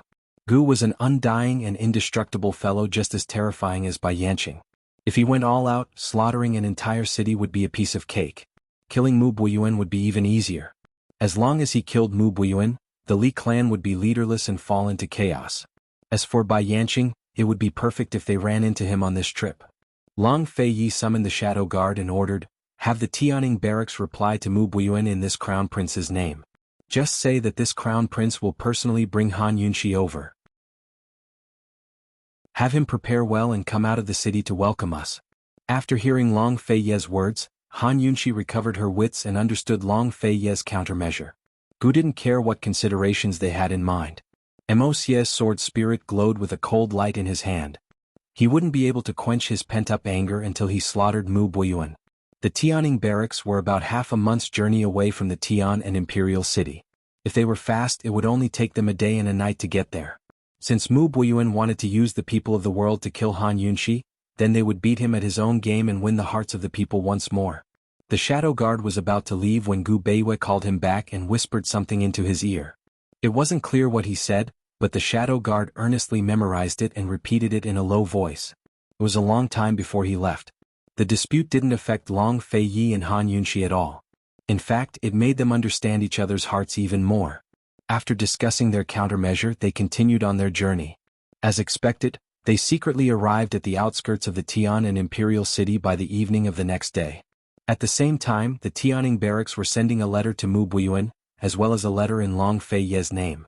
The letter first expressed Long Fei Ye's deep love for Han Yunxi, as well as his desire to join hands with the princess of Western Qin to create a new era of peace for the Great Qin Empire and benefit the people of Cloud Realm. Then it elaborated on the Long Fei Yi and Han Yunxi's various considerations and choices in the face of the threat from the Li clan's Mu family. Finally, it promised not only to the common people, but also to the soldiers participating in the war that Han Yunxi was willing to personally visit the Tian and Imperial City and exchange her life for Cloud Realm's peace. Gu Beiwei had sent the Shadow Guard to deliver this letter. Although it was hypocritical and deliberately stirring up emotions, it was still the truth. If not for the fact that he cared for the common people, how could Long Fei Yi and Han Yunxi ever be threatened and restrained? In terms of repaying debts of gratitude and enmity, Long Fei Yi didn't lose to Gu in any way. Once the letter was announced, it spread to every corner of Cloud Realm continent within a few days. It wasn't just the south-central regions, Tianing, Northern Li, Western Zhou, and Tian and commoners all cheered Long Fei Yi and Han Yunxi on their behalf. At the same time, they denounced the Li clan's Mu family. Many commoners even formed militias to join the army. Within a few days, all of Cloud Realm continent was in an uproar. The Li clan's Mu family became the target of public criticism. Everywhere was filled with complaints against the Li clan's Mu family. The common people all said that as long as Mu Buiyuan dared to harm a hair on Han Yunxi's head, the world wouldn't let the Mu family off so easily. Long Fei Ye's group of 4 hid near the Tian and imperial capital to observe the situation and wait for an opportunity to strike. They never expected things to turn out like this. They only wanted to beat the Li clan at their own game, but never expected the Li clan's Mu family to incur the wrath of the masses. Their scouts brought back news that the commoners in the cities near the Tian and imperial capital were already rioting. The commoners in other places were rioting as well. They stopped trying to stop the militias from joining the war, but rushed to the rebel camps on their own accord. What did it mean when people said that the world was in chaos? This was true chaos. Long Fei Ye's group wasn't in a rush to launch a sneak attack, but could simply sit back and watch the situation unfold. The Tian and imperial capital was sealed off from news. Otherwise, the commoners would have risen up in revolt long ago. Today, a piece of excellent news arrived from Jiangnan. A rebel army couldn't withstand the pressure and surrendered. Not only did they surrender, but they also scolded the Li clan's Mu family for being unrighteous and unworthy of leading the army. As soon as the news came out, several rebel armies immediately surrendered. Han Yunxi and the others didn't even have to show their faces. They could win without a fight. Faced with this kind of pressure, Mu Buiyuan didn't dare to kill the commoners in the Tian and imperial capital. He had already been sleepless for several days. He didn't shut himself in the study of General Mu's residence and let the Li clan's elders knock on the door, persuade and even threaten him. Yes, General Mu had put Long Tianma under house arrest and threatened Han Yunxi with massacring the entire city.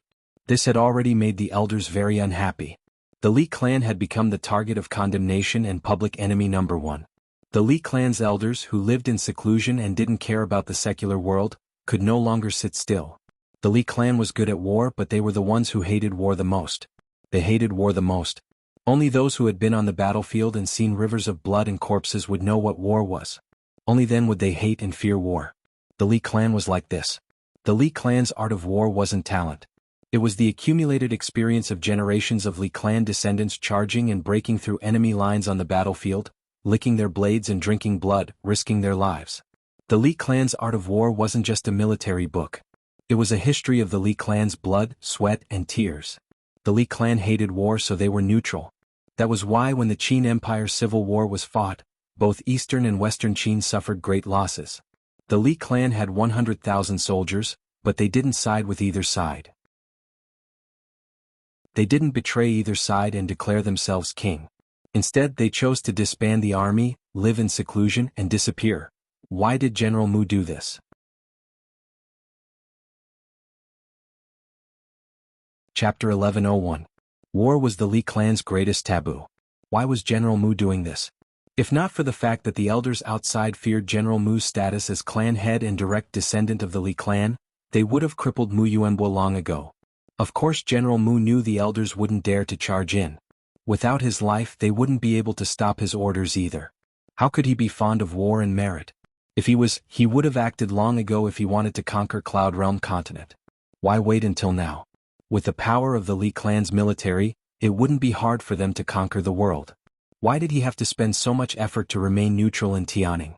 Why did he have to follow Long Qianma and stay in a corner for so long? Everything he did was for the sake of his son and daughter. He and his wife were deeply in love and had never taken a concubine in his life.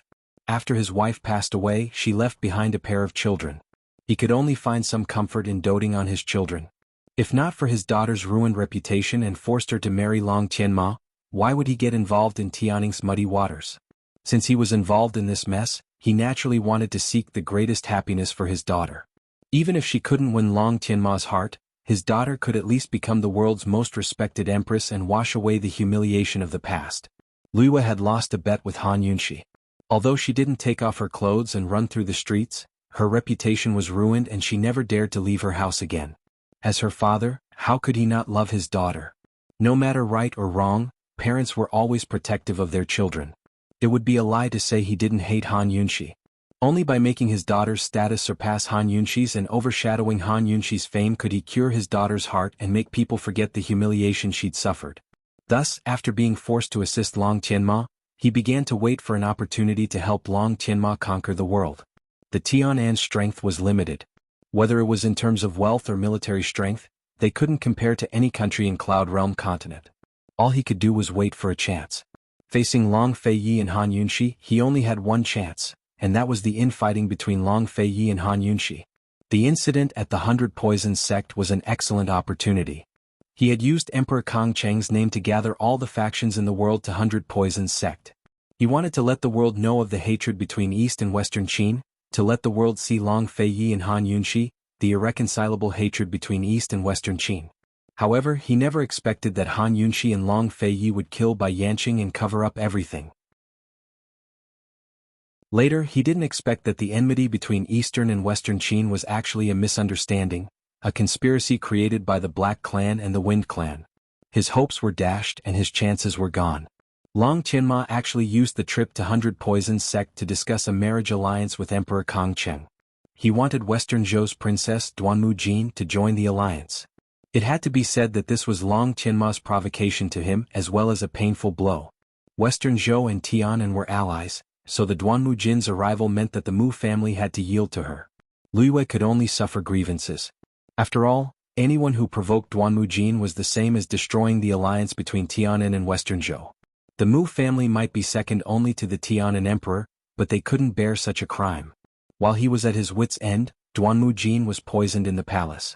It was precisely because of this incident that he and his son came into conflict. That day his son never came back. Then a month ago he received a sword and a dose of poison. Only then did he realize that Bai Yanqing had been eyeing the Mu family for a long time. That sword was his son's sword, a gift he had given to his son as a coming-of-age gift. Bai Yanqing had kidnapped Qingwu and threatened him to use the name of the Li family to order the students of the Li military academy to rebel, or else he would castrate Qingwu. How could he stand this kind of threat? This was the greatest insult to Qingwu and the greatest threat to the Li family. After all, Qingwu was the only son of the Li family's direct line of descent. He had no other choice but to obey Bai Yanqing's orders. He knew better than anyone that threatening Han Yunxi with a massacre would ruin the Li family's reputation. However, he didn't dare refuse Bai Yanqing. He didn't even dare to bargain. He was too afraid that if he angered Bai Yanqing, Qingwu would be done for. He could only leave a way out for the Li family. He concealed the entire truth so that everyone in the Li family would think that it was all his own ambition. He only hoped that in the future the world would place all the blame on him and let the Li family live. That poison was the same one that Western Zhou's princess Duanmu Jin had been poisoned.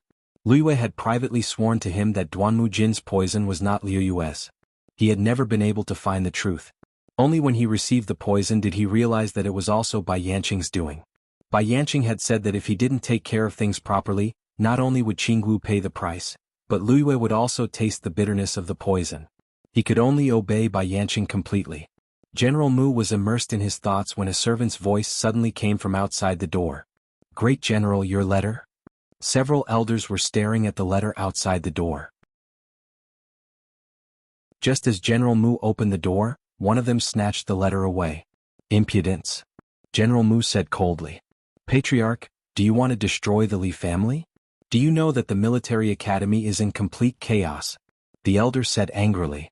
Ever since the fall of the Great Qin Empire and the Li family abandoned the army to live in seclusion, They had opened a secret military academy to teach the art of war. It was precisely because the Li family had never demanded anything from their students that they were deeply loved and respected by their students that the military academy could be kept secret to this day. But now that a massacre had occurred, the academy naturally couldn't be protected. General Mu had predicted all these consequences when he made his decision. However, he had long since made up his mind to protect Qingwu and Liwei to the end, to protect the bloodline of the Li family to the end. What, even you want to rebel? General Mu's words were harsh. These elders were all senior members of the Li family. Who would feel uncomfortable hearing this? That elder threw the letter to General Mu. He was so angry that he couldn't say anything. He flicked his sleeves and left. The other elders also all dispersed. Perhaps if this continued they really would rebel. General Mu already didn't have time to consider whether or not the elders would rebel. Faced with the current situation, he only wanted to know what else Bai Yanqing wanted to do. Who knew that Bai Yanqing only gave him an order in the letter, telling him to find people to go to the south of the city and throw 500 corpses out of the city. The 100 people from before had been killed by Bai Yanqing. He didn't think that he would kill another 500 people. He didn't hesitate to make the entire world his enemy to guard the imperial city alone and wait for Han Yunshi to come? General Mu clenched his fist and slammed it into the wall. He then punched a few more times until his fist was a bloody mess. He hadn't done any evil deeds in his life, but who knew he'd have to suffer like this at his age? Although such a cruel massacre wasn't his doing, it was still because of him. With his reputation, his heart, how could he bear to do this? General Mu did as he was told and threw the 500 corpses out of the city gates. Once again news spread throughout Cloud Realm continent. Bai Yanqing had been planning this for a long time. Han Yunshi and the rest couldn't wait any longer. Even if they hadn't heard any news about Bai Yanqing over the past few days, they had to take action. Long Fei Yi and General Mu agreed to meet at noon 2 days later. Tonight, the four of them would secretly sneak into the Tian and Imperial City and head straight for General Mu's estate. As soon as they entered, they discovered that General Mu's estate was completely empty. It's a trap. Retreat. Long Fei said decisively. But before they could leave, they heard a woman's shriek from the rear courtyard. Long Fei Yi and the other two men hesitated, but Han Yunshi recognized the voice as Ning Jing's. It's Ning Jing. Without a second thought, she leapt onto the roof and ran towards the rear courtyard. Han Yunshi. Poison lass. Long Fei Yi and Gu chased after her, but none of them were as fast as Gu Beiyue. Han Yunshi reached the rear courtyard and followed the sound to a thatched cottage. As soon as she reached the door, Gu Beiyue caught up to her and grabbed her hand. Princess, it must be Bai Yanqing. It's a trap. Han Yunshi knew that the real culprit was Bai Yanqing, but when she heard Ning Jing's shriek, she really couldn't hold it in. Ning Jing, are you inside? Han Yunshi probed. There was no reply. At this moment, Long Fei Yi and Gu also arrived. Long Fei Yi glared fiercely at Han Yunshi. Han Yunshi knew she was in the wrong, but she didn't have time to admit it. Her thoughts were on the thatched cottage. She couldn't have heard wrongly, that voice must be Ning Jing. But why didn't Ning Jing answer her? Who else was in the thatched cottage? Did Ning Jing not want them to take the risk, or was she being controlled by someone and unable to speak? It must be Ning Jing. Han Yunshi whispered. In other words, if Ning Jing was inside, then no matter what, they had to save her. They couldn't let this opportunity go to waste. Long Fei Yi and the rest agreed on this point. Long Fei Yi pulled Han Yunshi away from the thatched cottage. At the same time, Gu Beiyue and Gu also walked over. The four of them stood back to back. Not only did they have to pay attention to the thatched cottage, but they also had to be vigilant of their surroundings. Bai Yanqing was impossible to guard against. Everyone was observing their surroundings. Gu Beiyue opened his mouth and said calmly, Senior Bai, the princess is your daughter. If there's any misunderstanding between the two of you, why don't you clarify it in person? Of course, Gu Beiyue knew that Han Yunshi wouldn't acknowledge him as her father. However, this was a way for them to lure Bai Yanqing out. When Gu Beiyue said this, Han Yunshi understood. She said loudly, Bai Yanqing, what did you do to my mother back then? Why would my mother hate you so much? She would rather give herself to the Han family and follow Han Kongan than you. Tell me, what did you do to my mother? Let me tell you, I, Han Yunshi, would rather follow Han Kongan's surname and never acknowledge you as my father. You don't deserve it. My mother must have been blind to fall in love with you.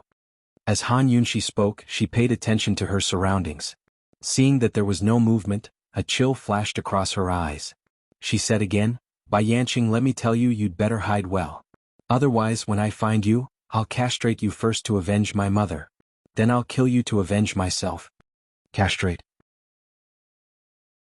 As soon as she said this, Long Fei Yi and the other two men felt a chill down their spines. Gu leaned towards Long Fei Yi and asked in a low voice. In the previous update, General Mu's name was typed wrongly, and it was Mu Yuanhua. Chapter 1102.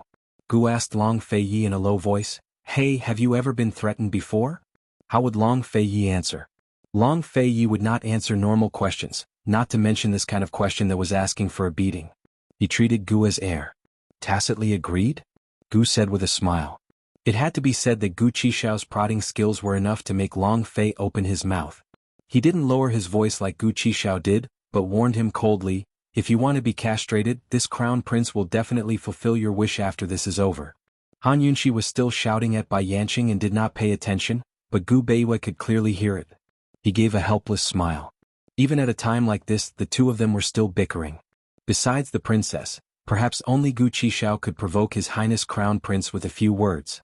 Gu was about to answer Long Fei Yi when Han Yunxi suddenly said, "Be careful, there's poison approaching." As soon as she said this, a person suddenly flew out of the wall.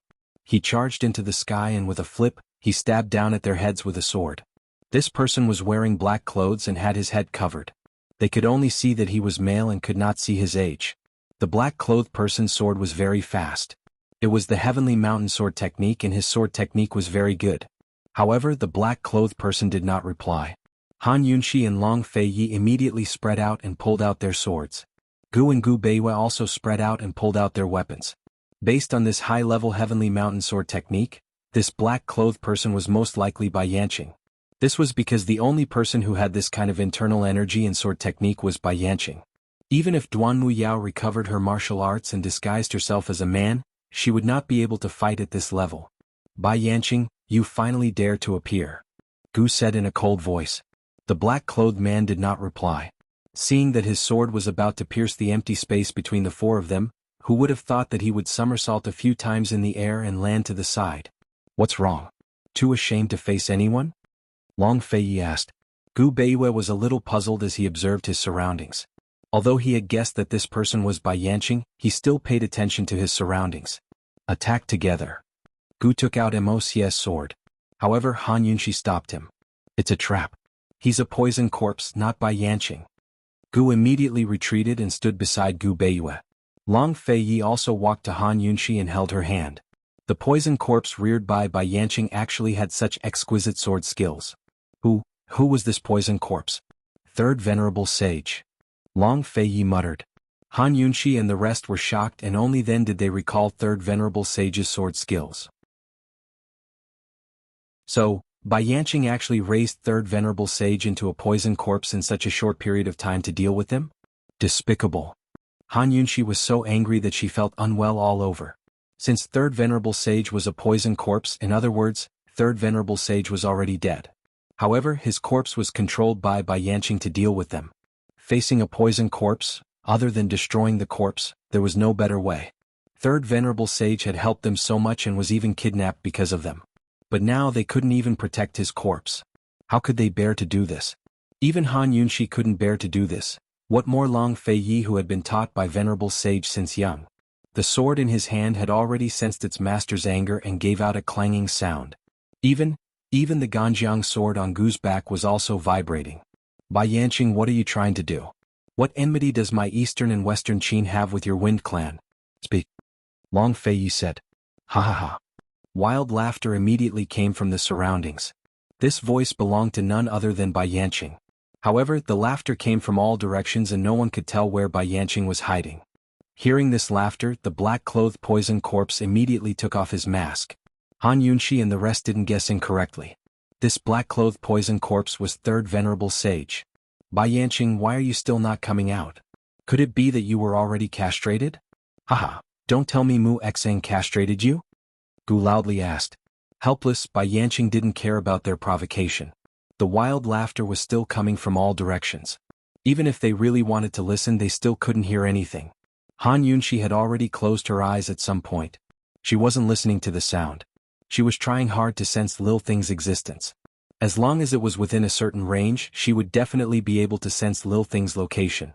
Third Venerable Sage's eyes were unfocused. He suddenly attacked them like a walking corpse. Gu and Gu Beiwei immediately pushed him away. After all, this was Tianshan Kenzo's third Venerable Sage. Even if they wanted to kill him, they had to wait for Long Feiyi to give the order. Long Feiyi's eyes flashed with a trace of reluctance, but he didn't hesitate and said coldly, "Gu, I'll leave him to you." Presumably, third Venerable Sage didn't want to kill them like this. Gu immediately acted. Soon, thorny vines shot out from under third Venerable Sage's feet and bound his feet. After all, how could a Kenzo Venerable Sage be trapped so easily? He cut through the vines and soared into the air. The vines followed suit and surrounded him from all sides. But third Venerable Sage's sword was very fast. He cut through the vines as he flew past Gu's group to attack Long Feiyi. Long Feiyi didn't move his sword. Instead he muttered, "Yunshi, use poison." Poison corpses weren't invulnerable to poisons, but they were immune to most of them. It was very easy for Han Yunshi to destroy them with her poisons. But Han Yunshi was lost in her own world. She didn't hear Long Feiyi's words. Gu summoned Immerse's sword spirit to block third Venerable Sage's sword. He immediately tried using poisons, but none of them were enough to kill third Venerable Sage. Bai Yanqing's own poison corpses weren't something Gu Qishao could destroy with his poisons. Of course, if Gu fought third Venerable Sage as an undying man, Gu would definitely win. Unfortunately, he couldn't reveal it until the very end. Not only because he didn't want Han Yunshi to know his secret, but because Bai Yanqing hadn't shown himself yet. He couldn't reveal his trump card so soon. Gu Beiwei didn't understand poisons, so he didn't dare to get too close. All he did was help from the sidelines. He'd already sent out a few flying daggers, all of which hit their targets. Gu fought third Venerable Sage with Immerse's sword spirit as he looked back. "Long Feiyi, if it's you, send your Venerable Sage on his way." Long Feiyi ignored Han Yunshi and raised his sword. But Han Yunshi pulled him back and murmured, "It's in the thatched cottage. I can sense that the little thing is there." Once she said that, Long Feiyi didn't stop. Instead, his sword suddenly turned into a sheet and attacked towards the thatched cottage. Seeing that, Gu Beiwei immediately understood and went to the right side of the thatched cottage. Gu avoided third Venerable Sage and went to the left side of the thatched cottage. The three men formed a three-sided encirclement and surrounded the thatched cottage. Han Yunshi shot out a poison needle towards third Venerable Sage. Not only was it powerful, it was also extremely poisonous. The poison needle pierced third Venerable Sage's abdomen. It was unknown if the poison Han Yunshi used was the same as the poison Bai Yanqing used on the white tiger. Once the needle entered his abdomen, third Venerable Sage turned into a pool of blood. Not even his bones were left. Only this method could destroy third Venerable Sage in the shortest time possible. Or more accurately, it should be to destroy the poison corpse in the shortest time possible. Third Venerable Sage had died long ago. This poison corpse was just a poison corpse. Han Yunshi didn't have any extra thoughts to feel sad. She turned around. She was very sure that Bai Yanqing was in the thatched cottage. Long Feiyi and the other two had already surrounded the thatched cottage. Long Feiyi's sword skills were superb, Gu Beiwei's speed was astonishing, and Gu's thorny vines were impossible to guard against. Although the three of them couldn't kill Bai Yanqing, they had a way to trap Bai Yanqing. However, their poison skills couldn't win against Bai Yanqing. She naturally had to be responsible for dealing with Bai Yanqing's poison skills. Before they came, they had already made arrangements for the division of labor. If possible, she hoped to be closer to Bai Yanqing and have a better connection with the little thing. Perhaps, the little thing would once again give her the opportunity to advance. As long as she advanced to the third level of the poison storage space, Bai Yanqing wouldn't be able to trap the little thing. At that time, she only needed to take the little thing's tooth blood and a drop of Bai Yanqing's blood to complete the perplexing butterfly illusion catalyst. Bai Yanqing's immortal body would also be broken. They had been waiting for this moment for a long time. Instead of being on guard and hiding from Bai Yanqing every day, why not face him head-on and see what Bai Yanqing wanted to do? Han Yunshi turned around and was immediately stunned. How could this be?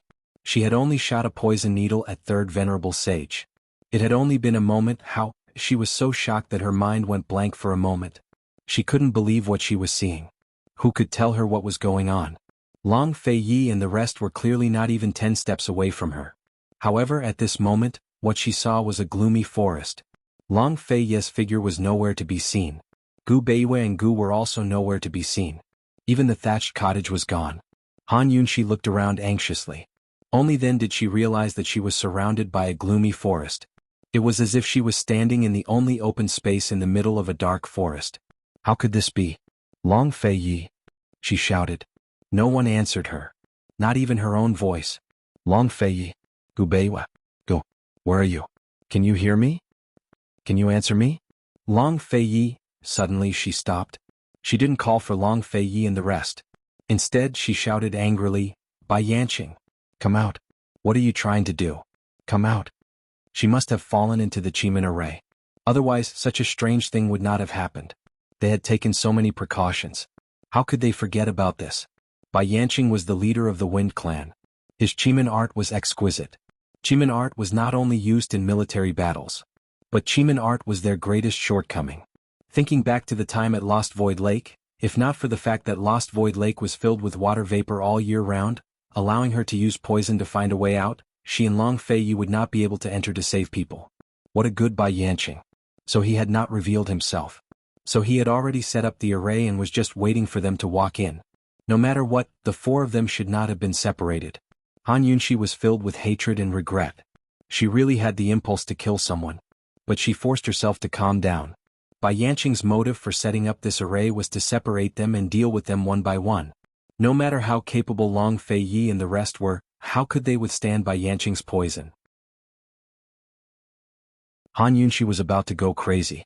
She clenched her fists and ordered herself to calm down. Long Fei Yi and the rest should be in the same array as her. She was trapped in the array. But the detoxification system was still operating normally. The Mu family's backyard was so big. As long as Bai Yanqing used poison, she would be able to detect it immediately. She had to calm down and concentrate to ensure that the detoxification system would detect it. Han Yunxi's judgment was not wrong. Very quickly, her detoxification system detected that there were people poisoned nearby. However, there were people poisoned in both directions. You're tuning in to the Dreamy Chapters YouTube channel. We're so grateful for your support, and don't forget to subscribe to join us on this incredible journey through captivating stories. Your generosity through donations truly makes a world of difference, as it's the primary source of revenue that allows me to expand and enhance this channel for you. Thank you from the bottom of my heart for being a part of this adventure.